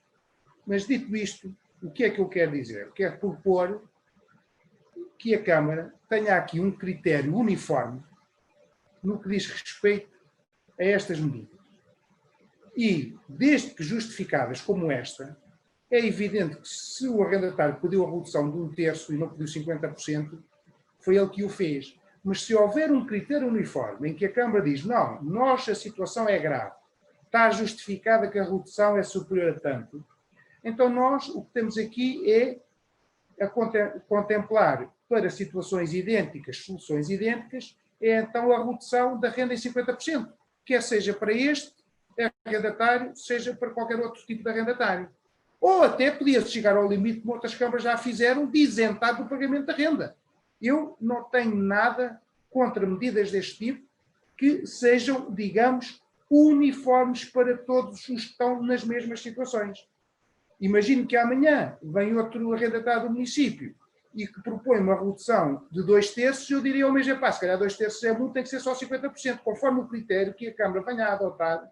Eu penso que era relevante para que houvesse aqui uma posição do município relativamente aos seus arrendatários idêntica para todos, porque todos eles estão a ser penalizados e, portanto, queria deixar esta nota, sendo certo que, neste caso em concreto, vou votar favoravelmente, porque o que está aqui em causa é única e exclusivamente um pedido de redução da renda, tendo por substrato a falta de atividade justificada pela pandemia e, portanto, fechadas as piscinas que estão, naturalmente que este município arrendatário do município também viu, digamos, reduzido, se não foi a 50%, foi a 70% ou 80%, presumo eu, da sua atividade. E, portanto, queria deixar esta nota. Bom, sobre as considerações formuladas, eu queria dizer o seguinte. Talvez o Sr. Vereador não se recorde, mas no pacote de medidas que nós aprovámos em abril, uma delas era precisamente a isenção do pagamento das rendas dos arrendatários que connosco tinham um contrato, nomeadamente o da piscina municipal, em que este caso, Jorge Pereira Fitness Limitada, beneficiou de uma isenção do pagamento da renda integral de abril, maio, junho e julho.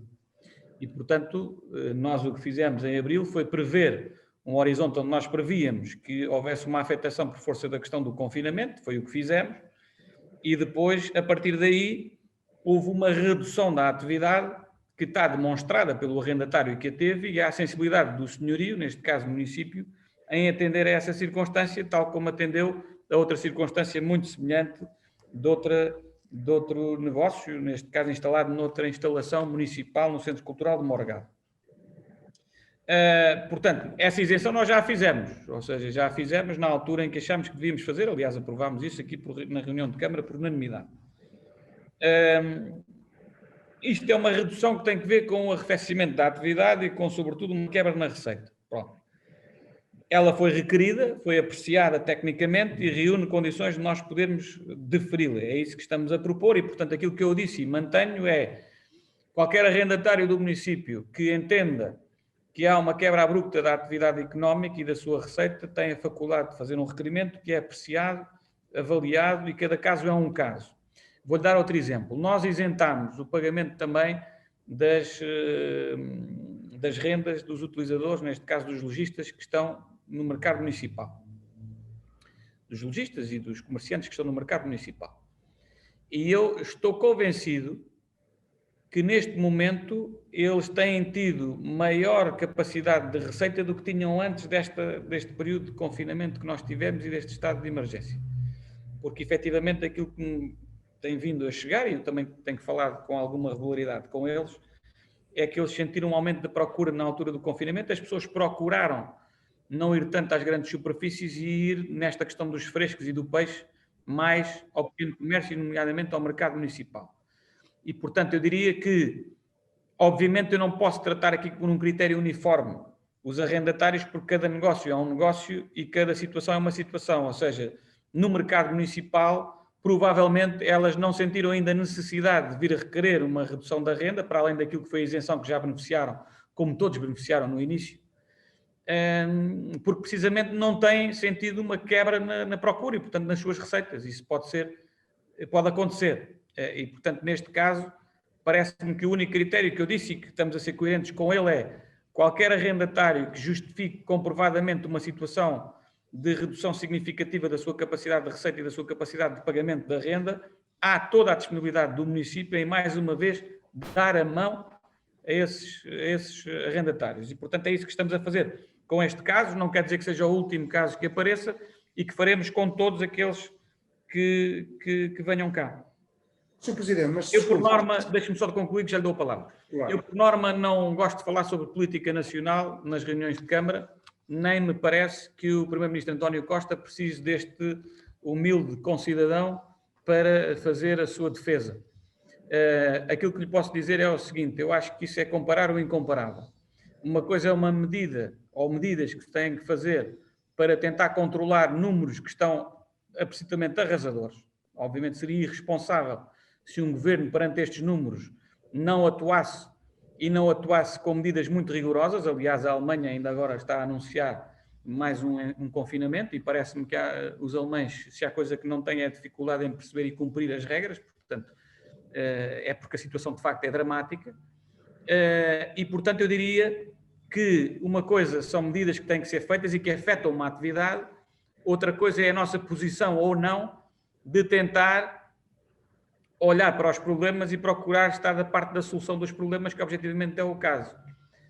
Paralelamente a isso, o Governo já anunciou, através do Ministro Cisa Vieira, um pacote de apoios, cerca de 1.000 milhões de euros, peço desculpa, para especificamente o setor da restauração, que se dirá podem ser insuficientes, provavelmente poderá ser insuficiente, mas aquilo que estamos a viver é um autêntico tsunami que temos pela frente e, portanto, as respostas, todas elas conjugadas, é que podem ser tudo e não é só um elemento que vai resolver toda a situação. E, portanto, parece-me que não se pode querer comparar aquilo que são o decretamento de medidas sanitárias que ninguém queria, mas estou convencido que ninguém quer, obviamente, ter que decretar um conjunto destas medidas, e aquilo que é o efeito imediato dessas medidas com aquilo que é uma deliberação de um caso concreto perante uma evidência que é o efeito que isto está a ter. Portanto, não se parece que seja possível comparar duas questões que são absolutamente incomparáveis, na minha modesta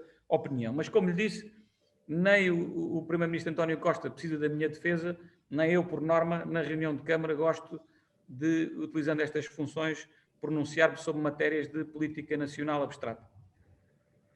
Sr. Presidente, quanto a essa última questão, também posso dizer que também não é a minha intervenção que afeta ou não o senhor Primeiro-Ministro, porque ele não produz qualquer efeito aquilo que eu digo aqui.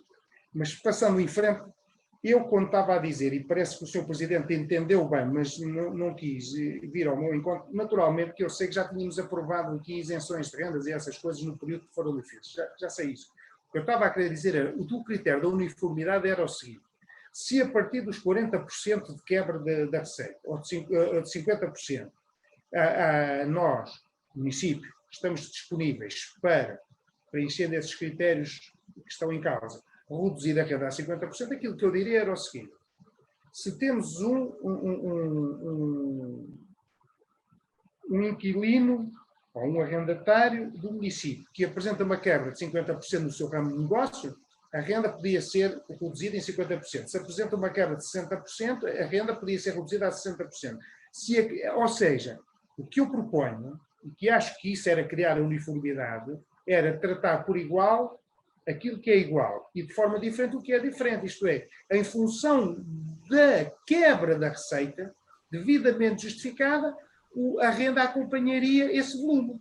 É lógico que se fechou, temos que ir para a isenção da renda. Mas se tiver uma quebra de 80%, então a renda reduzia-se em 80%, neste período em que se justifica isso.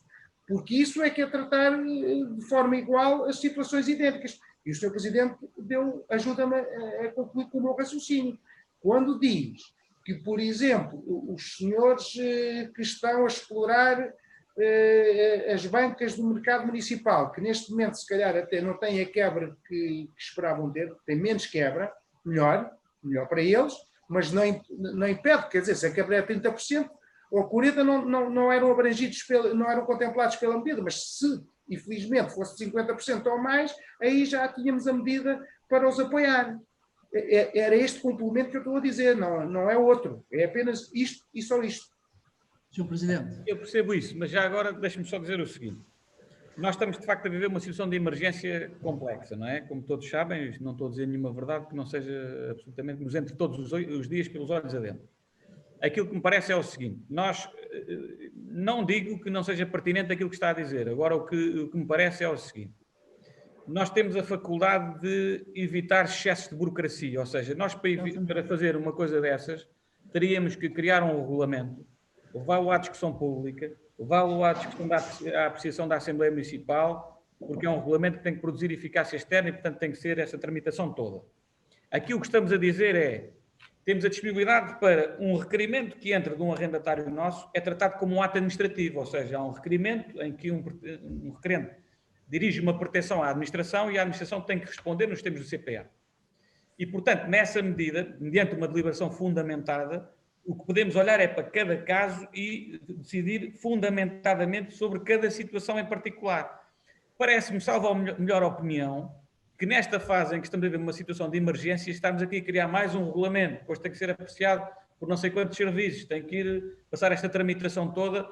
Entretanto, já passou, as pessoas estão aflitas e nós ainda não temos as coisas devidamente tratadas. E, portanto, eu diria o seguinte, naquela primeira fase nós decidimos logo, se recordam, de isentar até julho, e agora é dar também a oportunidade às pessoas de se irem ajustando e percebendo realmente os setores que estão mais afetados e, mediante essa questão, ter toda a disponibilidade para decidir em função do requerimento que os nossos inquilinos ou arrendatários nos dirijam. E, portanto, parece-me que é equilibrado, não é excessivamente burocrático, é relativamente simples, até porque nós temos reuniões de Câmara de 15 em 15 dias e temos facilidade em decidir estas matérias com rapidez e com eficácia e, portanto, parece-me que estar aqui a criar um regulamento para criar um mecanismo extraordinário de redução potencial das rendas, teríamos que criar aqui também um conjunto diversificado de um formulário novo, um sistema de apreciação disso, etc. Parece-me que este sistema é mais expedito e responde realmente às necessidades concretas de cada um dos requerentes. E, portanto,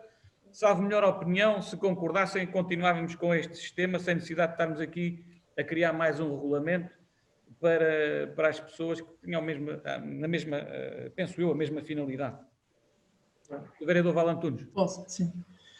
Então, boa tarde a todos. Eu estava a ver que passava esta reunião sem intervir, mas não resisto.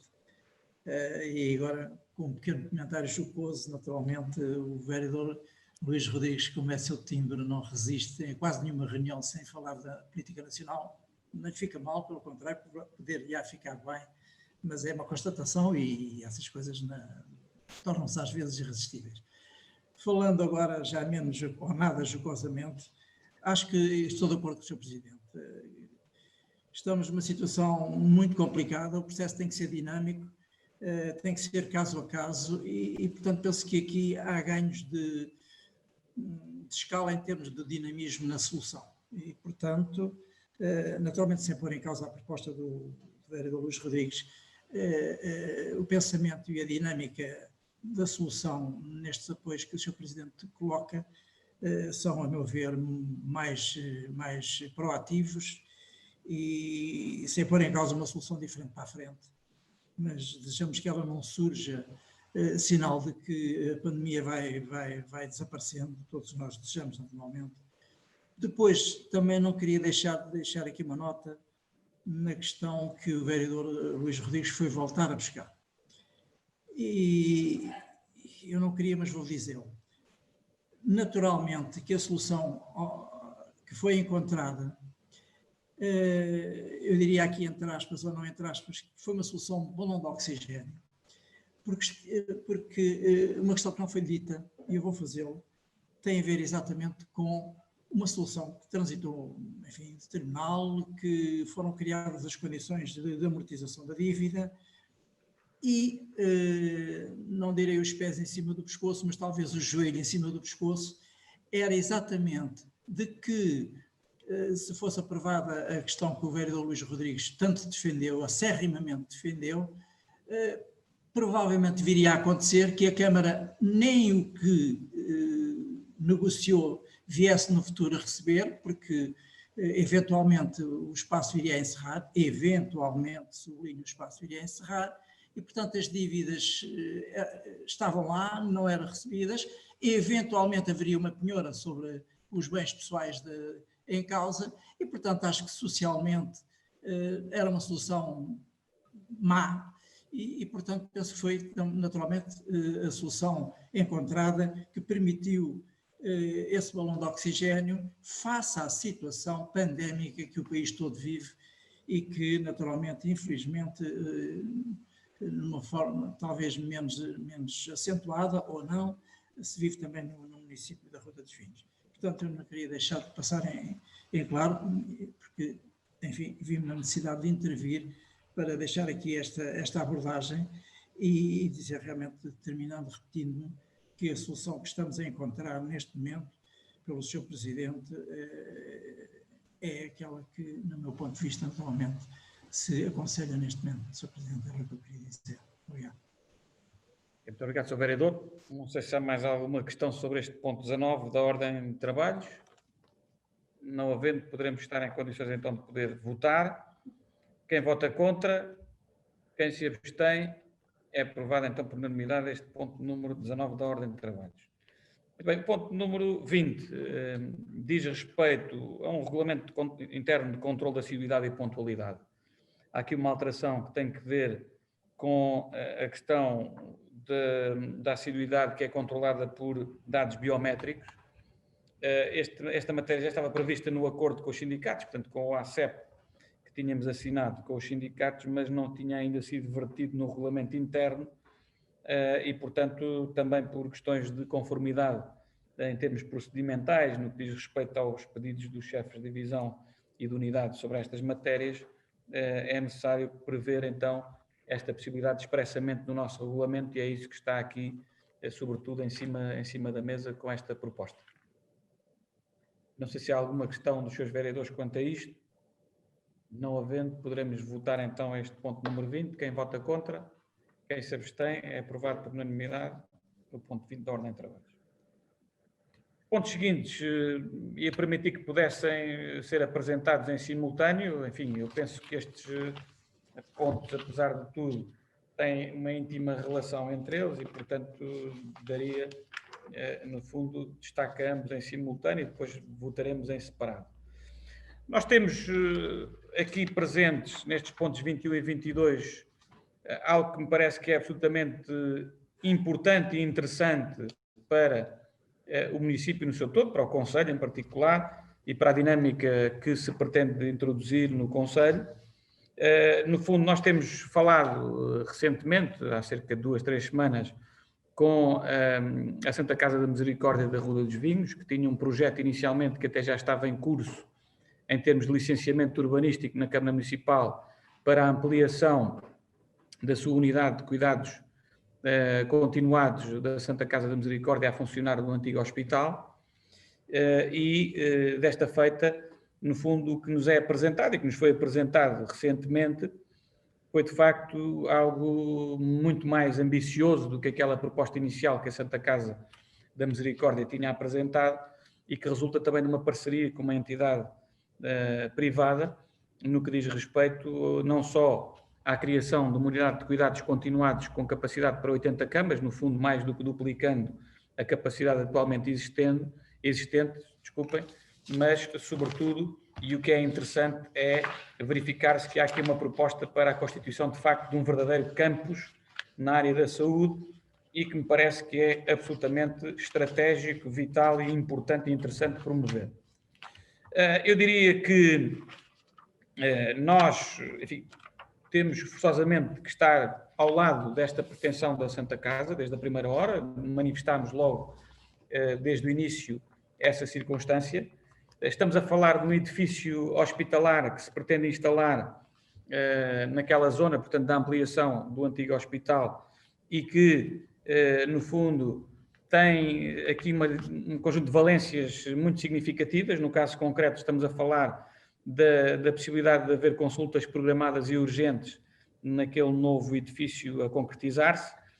Temos aqui meios complementares de diagnóstico e tratamentos programados e urgentes, incluindo imagiologia, análises clínicas e exames de generalidade das especialidades médicas, internamento hospitalar, bloco operatório, de ambulatório e convencional programado e urgente, hospital de dia, atendimento permanente, entre outros.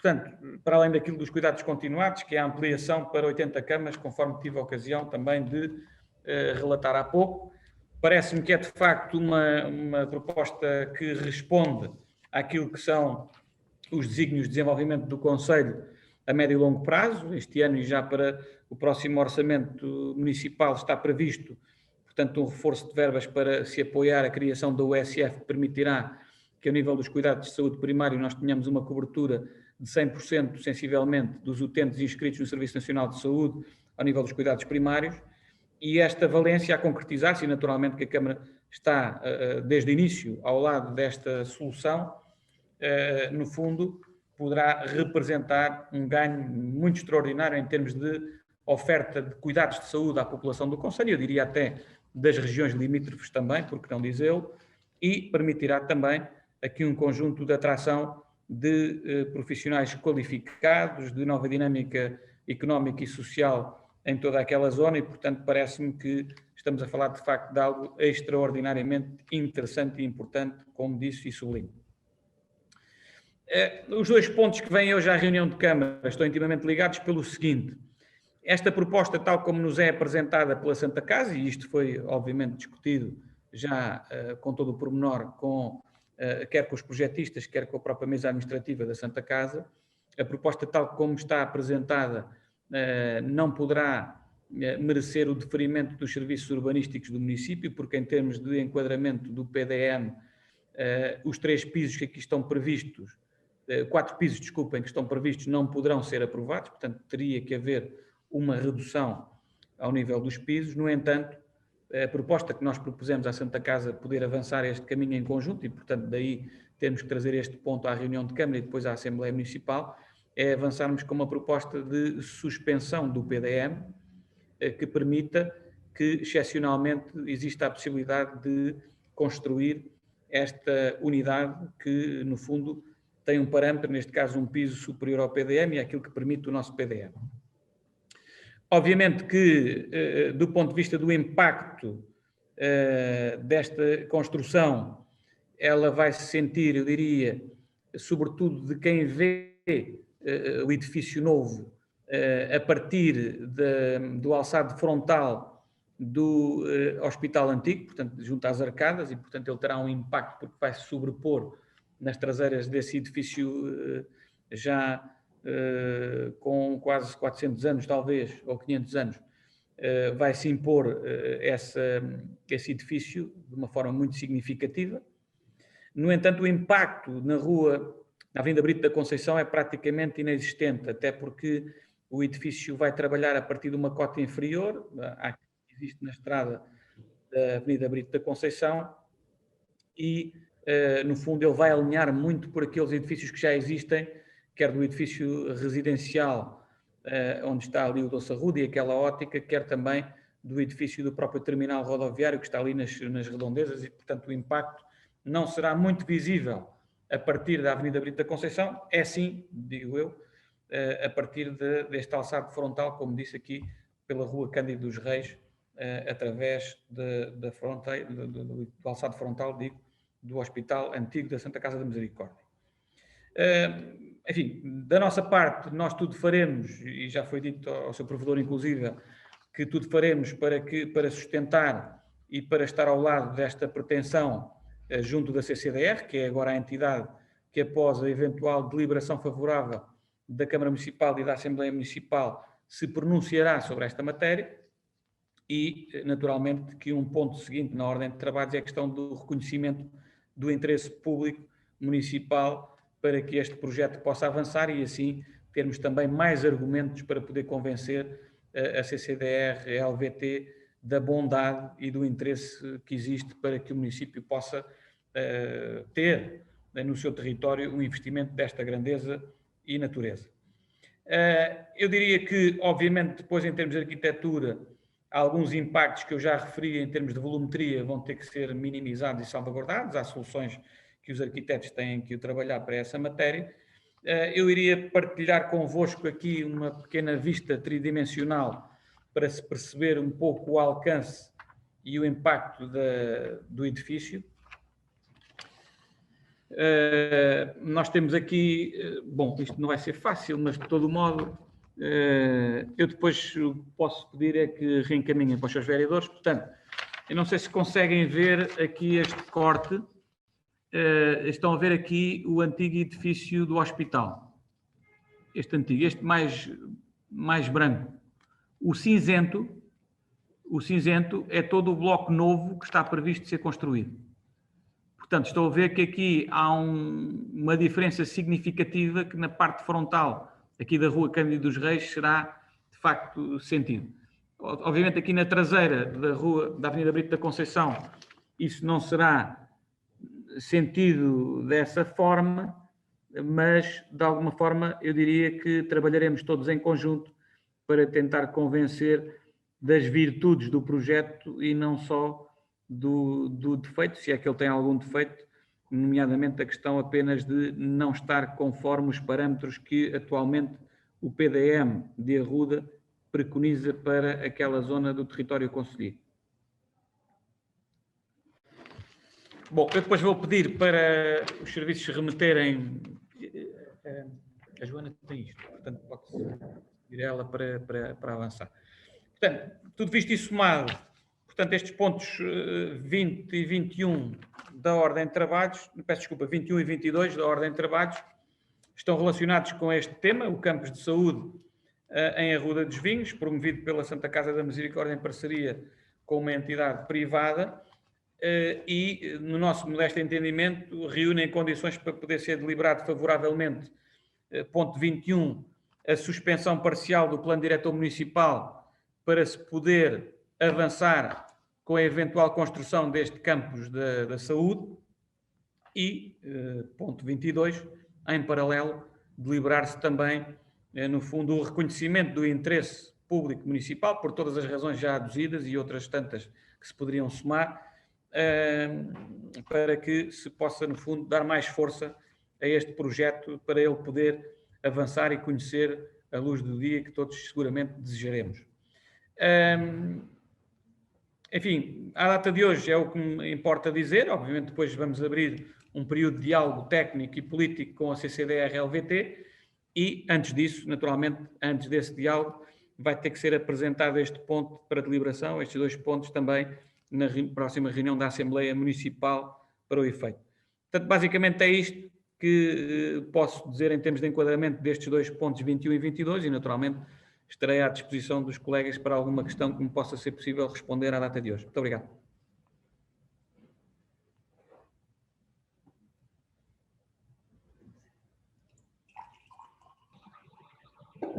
Queria preferir 2 ou 3 palavras acerca do projeto. E é o seguinte. De facto, eu acho que é um projeto fundamental para o nosso município. Diria que ele está ao nível da importância do projeto da variante. Numa área, digamos assim, da rodovia e de alguma forma da qualidade de vida para o nosso concelho, porque supõe que conseguimos tirar do centro da vila um grande volume de tráfego, o outro na área da saúde, que é efetivamente uma área importantíssima e que o Sr. Presidente já o disse e, portanto, não é necessário estar a repetir. O que é que eu quero dizer com isto? Quero dizer que, a partir de agora, penso que este será um dos projetos em que não pode haver cores políticas nem ideologias, mas sim um só objetivo. E, portanto, não tenho dúvida nenhuma que venha ele de onde vier, neste caso vem da Santa Casa da Misericórdia como uma entidade privada. Penso que eles só vão necessitar também do apoio do próprio Estado Central e, portanto, aquilo que eu quero neste momento dizer apenas e só é que, oxalá, venhamos a ter esta infraestrutura no nosso concelho, porque é uma área fulcral e isto também é, digamos assim, um contributo importante para a evolução que o nosso concelho está a ter.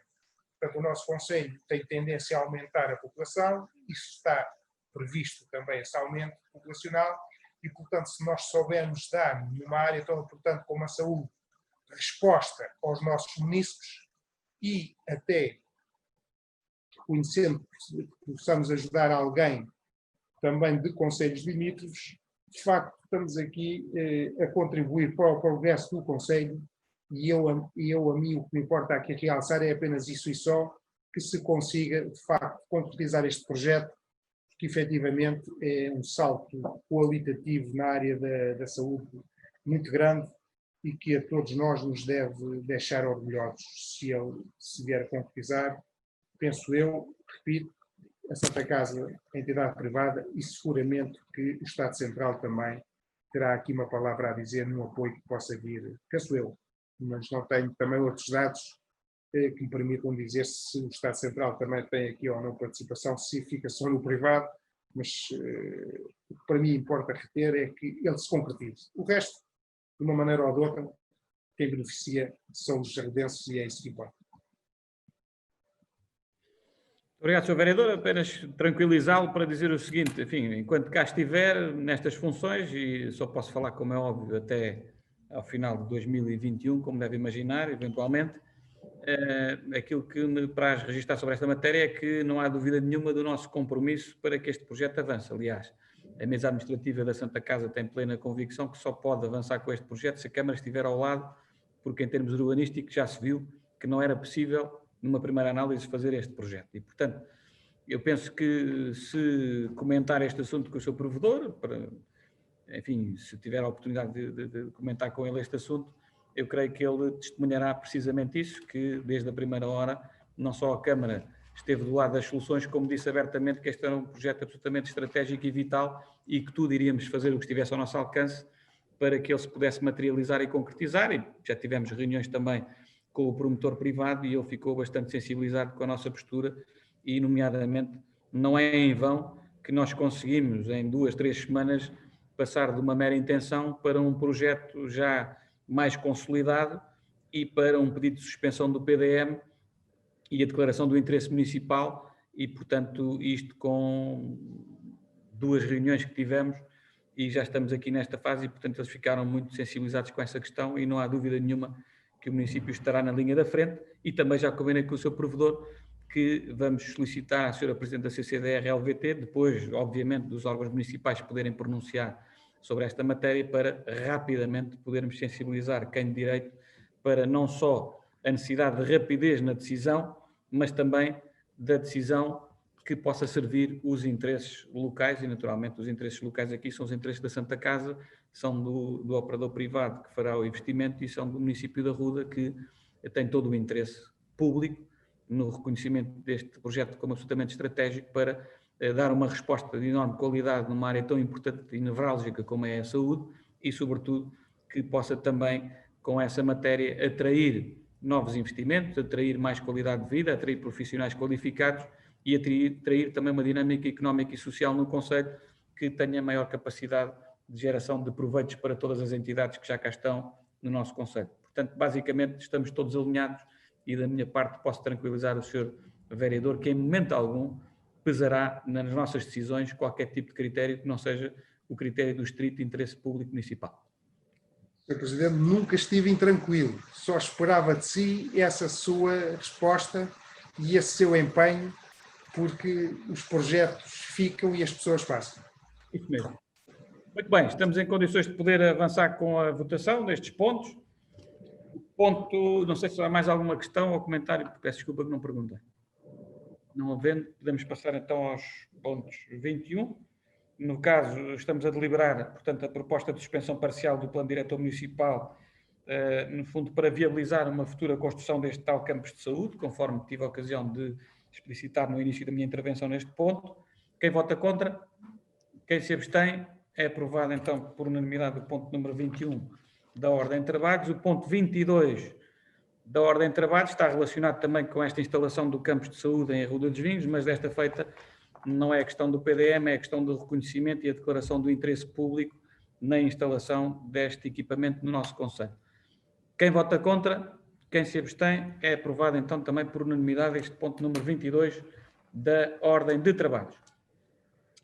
Finalmente, temos o ponto 23 da Ordem de Trabalhos, diz respeito à empreitada de requalificação das 16 moradias e execução do bloco habitacional do bairro João de Deus. Neste caso concreto, estamos a falar da proposta que tem em vista, no fundo, os trabalhos adicionais relacionados com o novo edifício, neste caso, a sua base, tem que ver com a introdução de microestacas, neste caso são 74 microestacas com 12 metros de profundidade que serão necessárias executar, aliás, que já estão em fase de execução.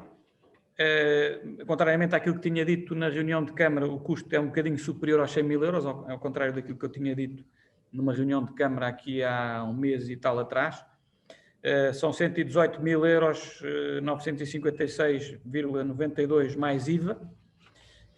E aquilo que queria partilhar em termos de boa notícia, embora seja dependente também do trabalho da Comporto no local, é que está previsto, já foi anunciado pelo Governo, uma taxa de majoração do primeiro direito, consoante os projetos que estão candidatados ao primeiro direito possam ser concluídos a 31 de dezembro de 2021, a meados de 2022 e no final de 2022, portanto uma taxa de majoração de 7,5% para os que terminem a 31 de dezembro de 2021, de 5% de majoração do primeiro direito a quem termine em meados de 2022 e uma taxa de 2,5% de majoração para quem termine os investimentos em final de 2022. Aquilo que posso manifestar é que tudo tentaremos fazer para estar no rol dos municípios que obtenha a taxa de majoração máxima. Significa isto que tudo faremos para tentar ver se conseguimos concluir a obra a 31 de dezembro de 2021. Se assim fosse, iríamos ter uma taxa de majoração de 7,5%, o que significaria que iríamos amortizar e neutralizar este impacto destes trabalhos a mais não previstos inicialmente no projeto com a realização destas 74 microestacas. Muito bem, não sei se há alguma questão sobre esta matéria. Não havendo, podemos então colocar à votação este ponto 23 da ordem de trabalhos. Quem vota contra? Quem se abstém?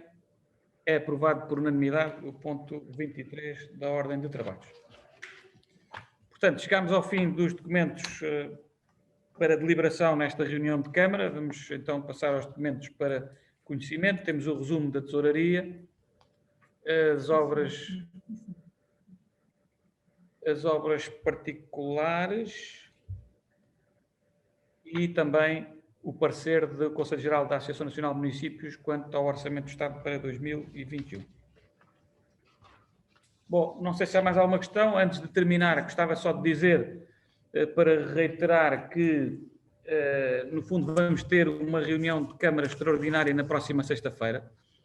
O ponto principal, diria eu, será, no fundo, a deliberação sobre as grandes opções do plano e o orçamento para vigorar no próximo ano 2021.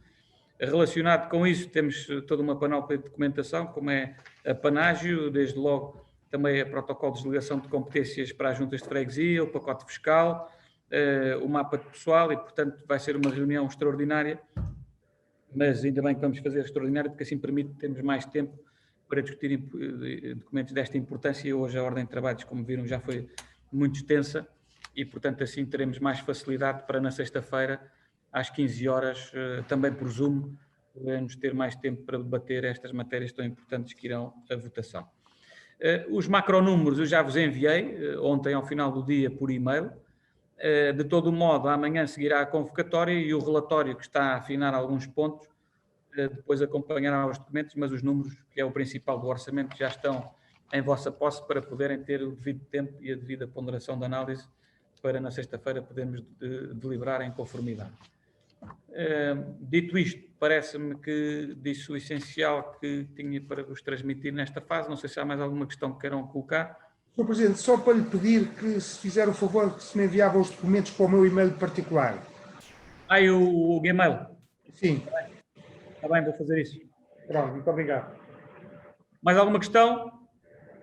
Não havendo, resta-me então agradecer a todos os colegas, agradecer também aos serviços que possibilitaram que voltássemos a poder reunir por Zoom.